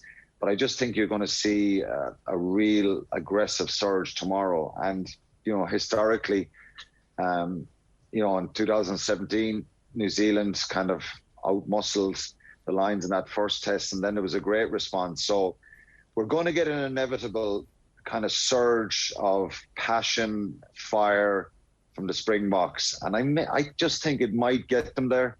But they have to be a little bit more shrewder in what they're playing. If they just keep kicking and kicking and kicking, I'd like to see them a little bit more braver. And I think they'll have, obviously, that 80 minutes under their belts might give them that just little bit of match fitness that's needed. So I think they might just get across the line and level the series. All right, Alan, enjoy the game. We'll chat to you again on Monday. Cheers. Thanks, lads. Cheers. Alan Quinlan there with us every Monday and Friday on OTB AM. Let's tell you what's coming up on OTB Sports Radio today. From 1 o'clock, we've got OTB Gold with Catherine Switzer. From 3 o'clock, it is Friday Night Racing. And then 4 o'clock is the Olympic Show. 6 o'clock then will be OTB Gold with Ronnie Delaney. And then from 7 p.m, Off the Ball is live on air and on the OTB Sports app. We've got John Giles for you before 10 a.m. this morning, and the Crappy Quiz shortly as well. But we are back with the view from the Springboks with Stephen Kisby-Green. OTB AM. With Gillette, put your best face forward with our new and improved razors. You're welcome back at 7 minutes past 9. OTB AM is brought to you by Gillette. Good morning. Start with Gillette. Put your best face forward with their new and improved razors. Now, it is time to get the South African view on everything that's been happening over the last couple of days. Stephen Kisby-Green, our very own Stephen Kisby-Green, is with us. Stephen, how are you?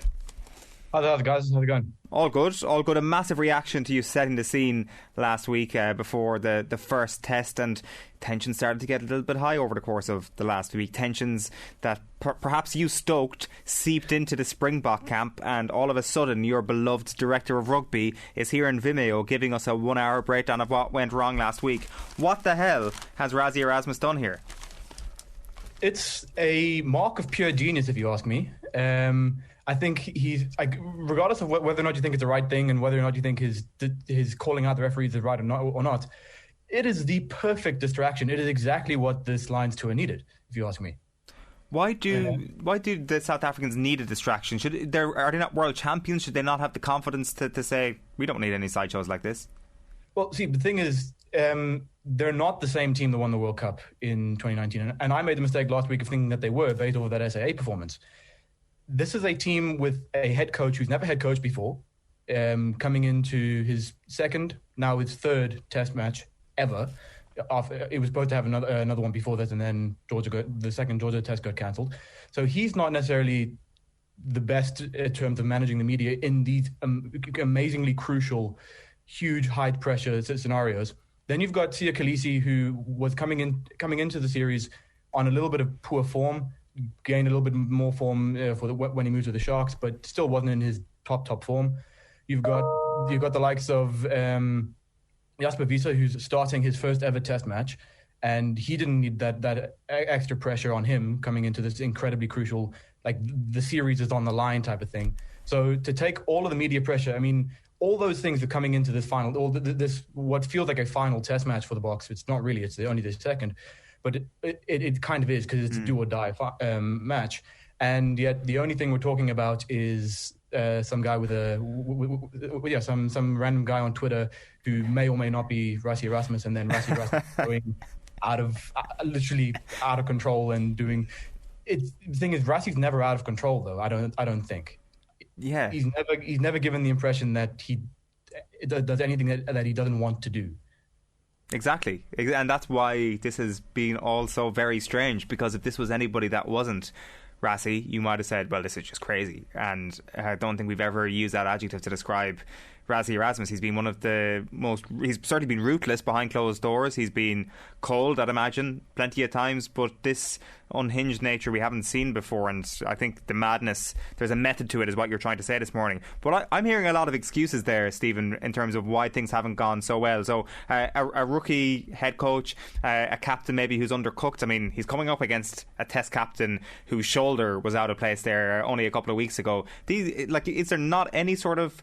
is there not any pride there within you who's like, no, these guys just underperformed last week, they can do a hell of a lot better, this coach should be getting a better tune out of this set of players than the one we got last Saturday?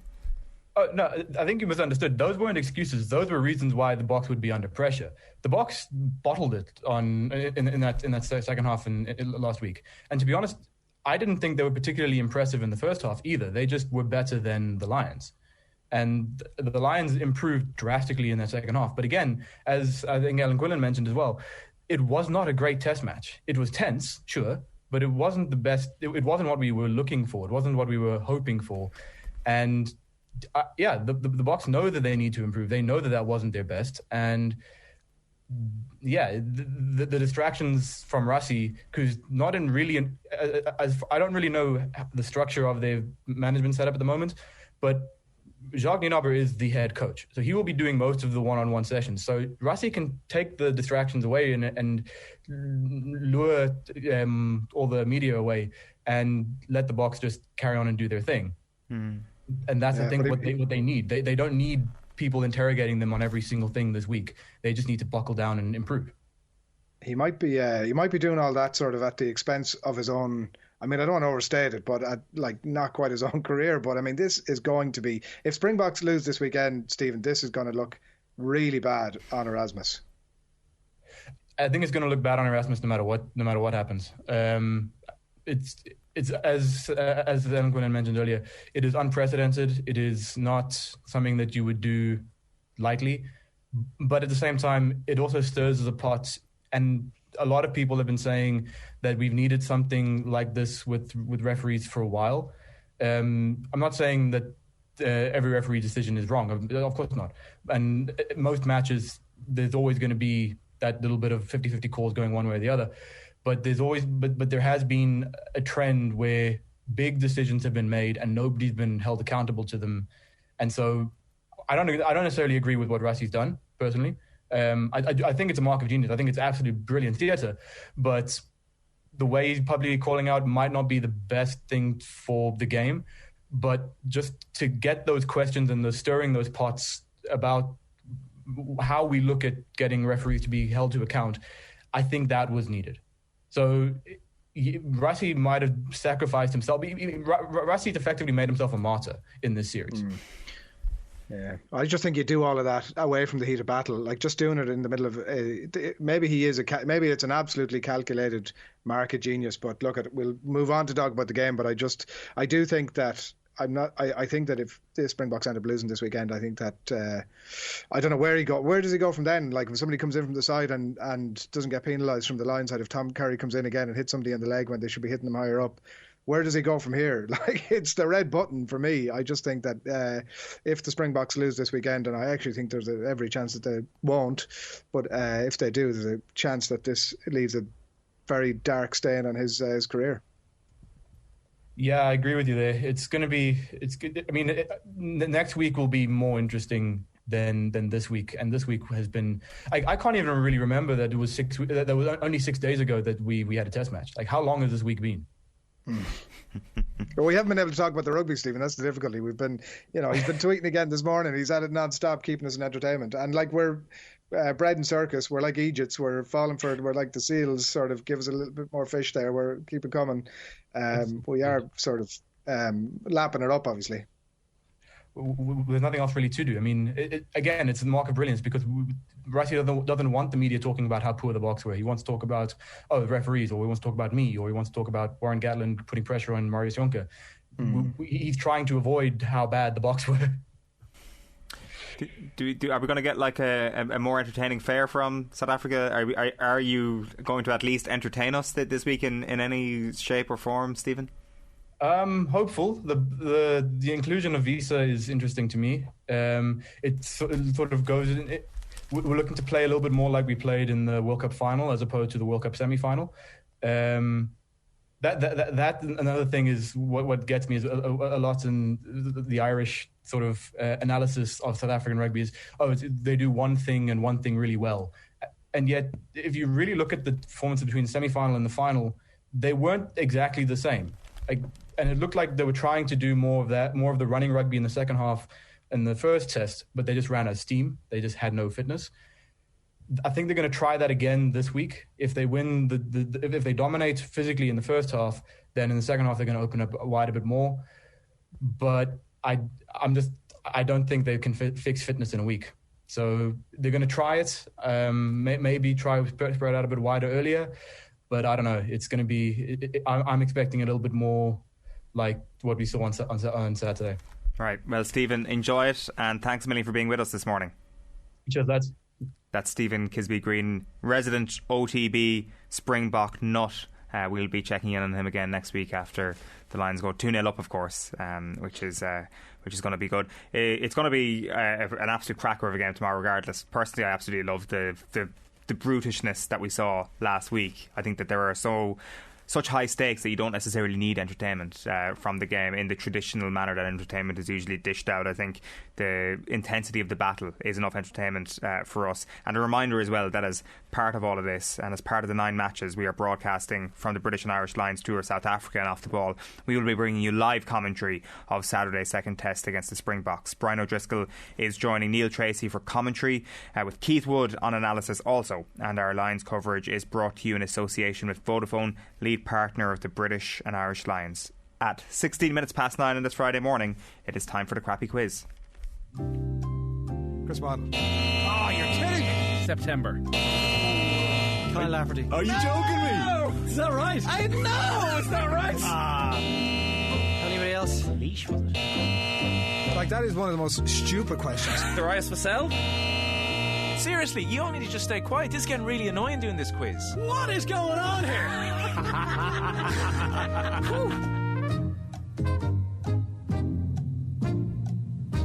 Welcome along to the shoutiest segment on Irish radio. It's the scintillating, it's the stupefying, it's the splendido crappy quiz. Every Friday we pit 3 of Team Off the Ball up against each other in our no-holds-barred quiz of sporting factoids at the end of the week. Allow me to welcome today's contestants. Our first contestant today woke up in the middle of the night and hacked into the mainframe of OTB Towers to change the name of the podcast from the Football Pod with Paddy and Andy to the Tommy Rooney Pod and Friends. He knows he's not a third wheel. He's the Ronaldo to their Rooney and Tevez. Give it up for the Meath Hillbilly, Tommy Rooney. Thank you very much, Owen. Finally, some credit. You're welcome. It's a great podcast, and front and centre is Tommy Rooney. Check it out. It's on the OTB Sports app.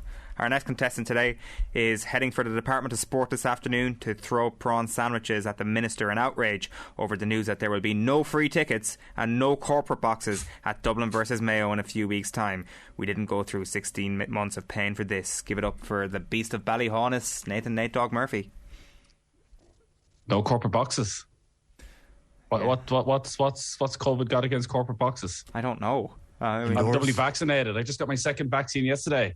My joy was that I'd be pretty much bomb-proof ahead of the All-Ireland semi-final. Yeah, I know it's terrible. I am speculating here, but I presume our outdoor summer. Well, here. Our outdoor summer would involve not having a corporate box because, I mean, part of the attraction is getting to go indoors at halftime, Nathan. You wouldn't be watching the primary game or anything like that. You want to get indoors, get a nice pint in a glass. To be honest, that just sounds that actually. Who wouldn't want that? I mean, I said that as if that was like some sort of thing or something, but no, that's what everybody would want. What's your point? I rest my case on that front. Our last contestant today might not be in a fit state to partake in a quiz because he's already eaten all the weekend's cheese and drank all the wine while watching Rassie's referee rant on loop. he is more pumped than a Springbok forward for this weekend. It is, of course, Adrian Who's Your Daddy Barry. Morning, everybody. Hope everybody's well. Great to see. Great Looking to see forward you to this. Yeah. How are the birthday celebrations, Adrian? Happy belated birthday, Adrian. Nathan, yeah. 44. Unbelievable. 45. 45. listen, I thought 44. No. 44. Easy does it. Oh, sorry. As somebody pointed out on YouTube yesterday, and like, let's face it, we all pay a lot of attention to what our lovely YouTube commenter said. They said I look very well in 44, so that was kind of everybody was speaking to yesterday. So are you the elder statesman of Off the Ball? You're the oldest No, I'm of not. our, No, whatever, 25 staff members. You're the oldest. No. Are you sure? I think you are. 100% positive. I can't think of anybody else. Who do you think might be older than? I'm struggling. I can't think of anyone. Well, there is one person older than me, so... Who is the person? Give us a clue. I mean, lads. Does he present OTB AM? Yes, he does. All right. So Gerard's older than Adrian. No. Is he? Yes. I didn't know that. Fact. No, he denies that. And he denies it, which is absolutely ridiculous. He is older than me. And like, you know. What is your secret for looking so good at 44? Just a lot of... I've used a lot of moisturizer some sort of through the staff years. system where people's birthdays come up. There's moisturizers. Moisturizer through the years, yeah. Like I would always take a very clean living approach on. I'd be very careful with what I eat and drink. A lot of exercise, a lot of fresh air, sea swimming every morning. Just general expensive wine, approach. expensive healthy cheese. mind, healthy body. On nice approach. Do ginger people age at a slower rate? It's disgusting. That's disgusting. This is why we pre-record the Crappy Quiz, to get rid of bigoted comments like this. Absolutely horrendous stuff. Nathan Murphy cancelled. As ever, the format is a classic Crappy Quiz with a series of questions on a range of themes.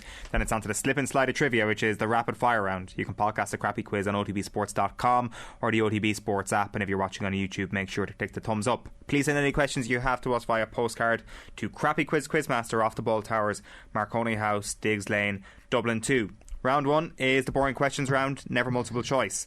Tommy, question 1 for you. Flora Duffy was one of a number of successful Olympians this week who we as Irish people tried to claim as our own. What country did she win her gold medal for?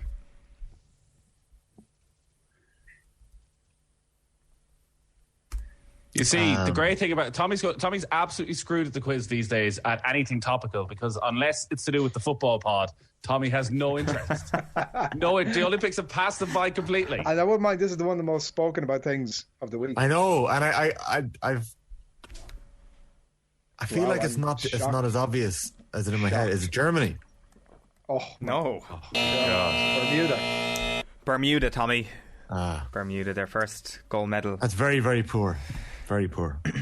Nathan, question 1 for you. You're right, I am in trouble. Joe Canning will be remembered for many things, not least for tearing Cork apart in Semple way back in the 2008 championship. What did he score that day? And I will accept 1 point either side of the correct total. Lads. Listen, I'm taking a Joe Canning approach to this quiz, and I'm wondering why I should answer any of Owen Sheehan's questions. But if you come back to me at lunchtime and there's some better journalists around, I'll tell them all the answers. This is one of the 211? No. 211, I'll give it to you. No! It was 3-8. No, it wasn't. 212. It was 212, Tommy. Oh, it was 212, okay. Somebody accused me last week of not knowing the answers to everybody else's questions, so there you go. If he got the incorrect answer on, you can't give him a dig. Seriously. No, I have to. Come on. Because if Tommy had said, somewhere around the Caribbean, some triangle. It's not right. Come on. He's actually just not right. How come? Let's see if he can do. I forewarned you. Sorry, it's disputed. It's disputed because people say 212, but Hawkeye wasn't in operation. One of them was clearly it's wide. not disputed. He scored 212. It's a point of fact. No, it depends what you got the answer incorrect. You look at. Adrian, this is ludicrous. Honestly, we're now giving out correct. We're giving out points for incorrect answers. Well, that's great. That's like a Razzie Erasmus. I'm looking forward to my incorrect answer here and getting a point for it. Adrian, the last time the Lions played South Africa in the second test of a tour, there were 7 Irishmen in the starting team. Can you name 5 of them? See, I accept partial answers, Adrian. Softball. If you give me one wrong name, though, I'll have to sound a buzzer. Well, no, I mean, surely I can just give you 5 wrong names and then that's a correct answer by our existing logic. Listen, rugby man. You just go. You lads go for a nap now in the middle of the afternoon, and I'll give whoever owns the company. Most famous Lions games. If only we had one of the stars. Of that Brian match, O'Driscoll. Full hour on That's us. 1. Paul O'Connell. That's 2.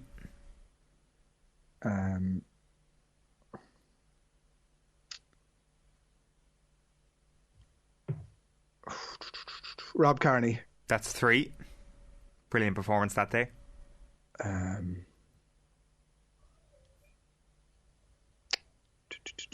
years ago. Come on, I'm going to need to up the pace here a little bit. The players who started, isn't it? John Hayes would have been in that team. No, we're going to have to sound a buzzer for that. Well, no, I think I'd take one wrong and then. No. We can't do that. We can't do that. We can't do that. It was just you've embarrassed yourself. I had to actually kind of process that sentence there. Tommy Bowe was my next answer. Tommy Bowe back on track. Tommy Bowe would have been correct. And who got their eye gouged out within the first few minutes? Ferris. No, Luke Fitzgerald. So it's Rob Kearney, Luke Fitzgerald, Tommy Bowe, Brian O'Driscoll, David Wallace, Jamie Heaslip and Paul O'Connell. And that would have been your 7. Oh, you've let yourself down there, pal. I wouldn't mind have taken an incorrect on that if they were the rules we were actually playing by. But well, look, this is the way it goes. And Nathan, congratulations, you were 1-0 up after the first round. Really happy for you. Absolutely ridiculous. Round 2 is the Cork round. We have to give the county their due after delivering another great national sporting moment this week. In this round, the questions will all be about Cork sports people. Tommy, if Ronan O'Gara is the most capped Cork man in Irish rugby history, who is the second most capped? Donnacha O'Callaghan? Oh, he rushed in. He's in 3rd. It is Stringer, yeah. I actually would have gone for Donnacha as well. I think Donnacha finished on 94, Stringer finished on 98. So, no dice, Tommy. Nathan, who was the first Cork person to win an Olympic medal representing Ireland?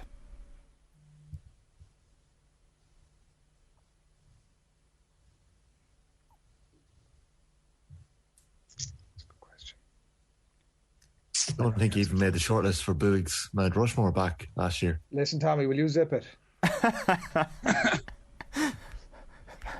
It kind of is a clue what you said there, I guess. Sorry, medal or gold medal? Any medal. Oh.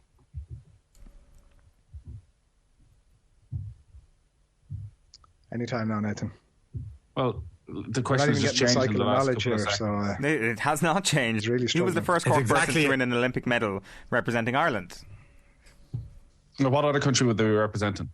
Britain, because we used to be owned by Britain for 800 long years. You don't know the answer, flag, so you're not going to get it. That's what we're talking about here. So let's move on. Do I go for this? Is not my answer. Do I go for a Bob Tisdale or do I just go Rob Heffernan?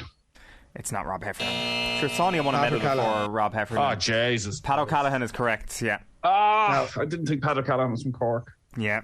Born in Banteer.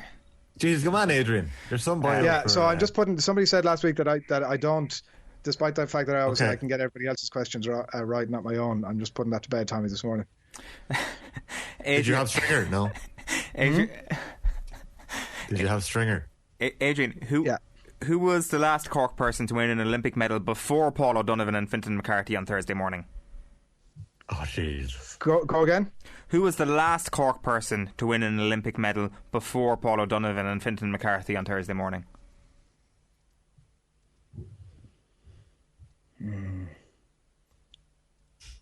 Who was the last Cork person to win? Well, it was Paul O'Donovan and Gary O'Donovan.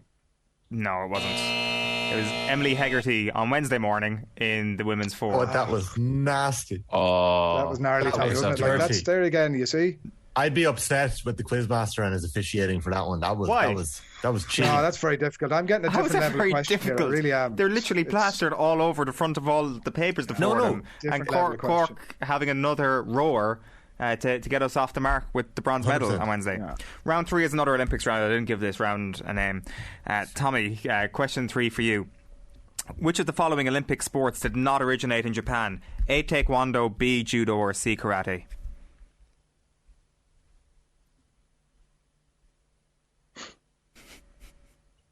Just give me the question one more time. Which of the following Olympic sports did not originate in Japan? A. Taekwondo, B. Judo, or C. Karate? I really like the way you say taekwondo. It's like a cup of tea, taekwondo. Is it taekwondo or is it taekwondo? Will you just give me an answer? Nathan currently leading 1-0, by the way. Oh, wait, sorry. It's a bit of a trick question, isn't it? Karate. No, it's not. Karate originated in Japan. Taekwondo is the one. Taekwondo is Korean. Why did you think it was a trick question, Tommy?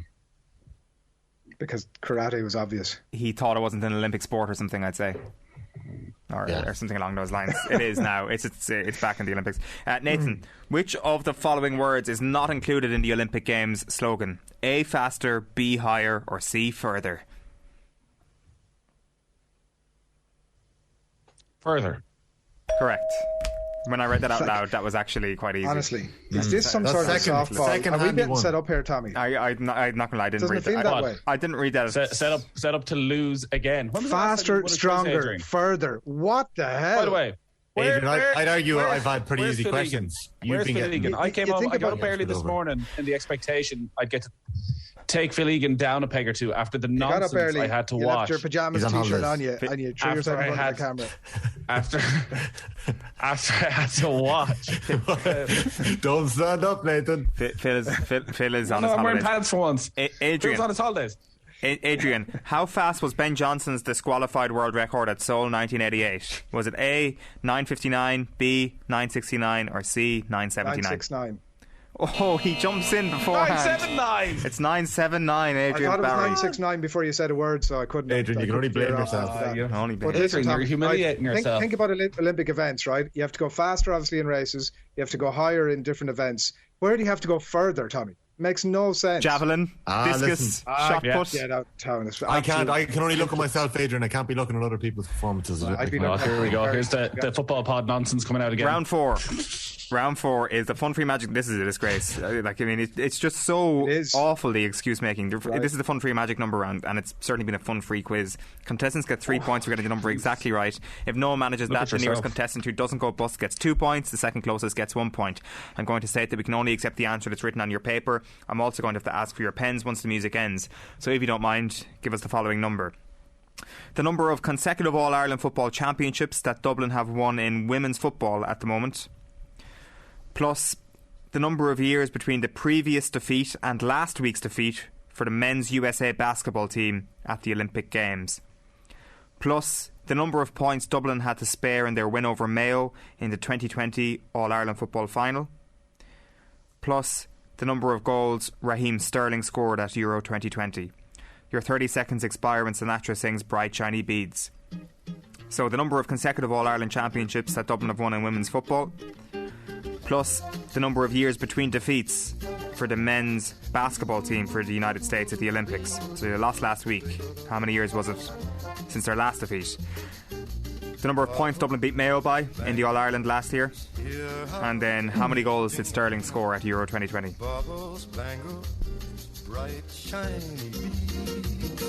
Adrian, what have you got? 18. 18. Tommy? 27. 27. Was it 27 or 7? 27. 27. Nathan? Sounded a bit excited there when Tommy said 27, so I'm thinking maybe I should say 27. Well, I think I might have gone one too many, but I'm going to go 29. Well, I can tell you the answer is 29. Oh! Yes! Yes. Nathan has opened up an unassailable lead at this point. He's gone 5-0 up after that. Dublin, run us through them, Nathan. Dublin have won how many in a row? 3. 4. 4. This is we've been set up here, Tommy. This is it honestly, 4? Is it 4? 4, yeah. They've got 16, 4 in a row. 17, 18, 19. 4 in a row. The USA basketball team went 17 years. Yeah, Athens was the last time they lost. Dublin beat Mayo by 5 points. It's 6 points. And Sterling scored 3 goals at Euro 2020.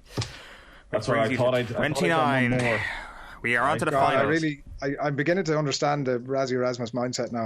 I'm going to get up in Vimeo later on. What's the score here? 5-0. 5-0 now. Oh, Jesus. Our winner tonight will be decided in the round that separates the men from the boys, the Paul O'Donovans from the Paul Hewsons. It's a note. Can I just say whoever is working on this show, shut up. Can I just say whoever is working on the show, I want a Nathan Murphy masterclass put up on social media after this that I saw for Phil Egan last week when he got a question wrong. So annoying. At the end. I was on at least 3 meetings with Nathan last week where this came up and dominated for about half an hour every time. But it was put up as if, he's run through and got every question right. Where it turned out he got one wrong. He got one wrong. You know the rules at this stage. And who's as that YouTube commenter says, Nathan Murphy is just insufferable. In second place here, going second is Adrian. So Adrian won the tie break. So it's Nathan, then Adrian, then Tommy. But of course, Nathan is going to show that he's as good as Phil Egan and get all of these questions correct and not let anybody else in. No, sure, I've already won. I can relax. Yeah, okay. Well, let's see. I mean, true champions wouldn't just relax, would they? I really hope, Tommy, we can do this. You ready, Nathan? Honestly. Oh, I'm always ready. Okay, time starts now. Which horse won this year's Cheltenham Gold Cup? Album photo. No, Manila Indo. Nat Wayan was knocked out of the badminton tournament in Tokyo by a player from which country? Taipei. Correct. Troy Parrott has joined which club on loan? Time. MK Dons too slow. Who did Joe Canning beat in his final to win his All-Ireland, Tommy? Waterford. Correct. Sanisa Lee won a gold medal this week in what sport? Say it again, who? Sanisa Lee won a gold medal in what sport? Dressage. No, gymnastics. Did Seamus Coleman make his Everton debut in 2009 or 2010, Nathan?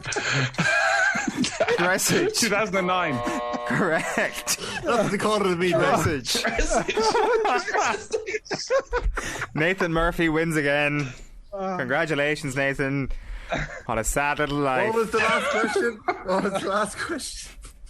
The last question was, what year did Joe Canning or Seamus Coleman make his debut for Everton in 2009? Dressage. Hey, listen, I probably won't get a supercut until Tommy said dressage. Right, Nathan Murphy, well done.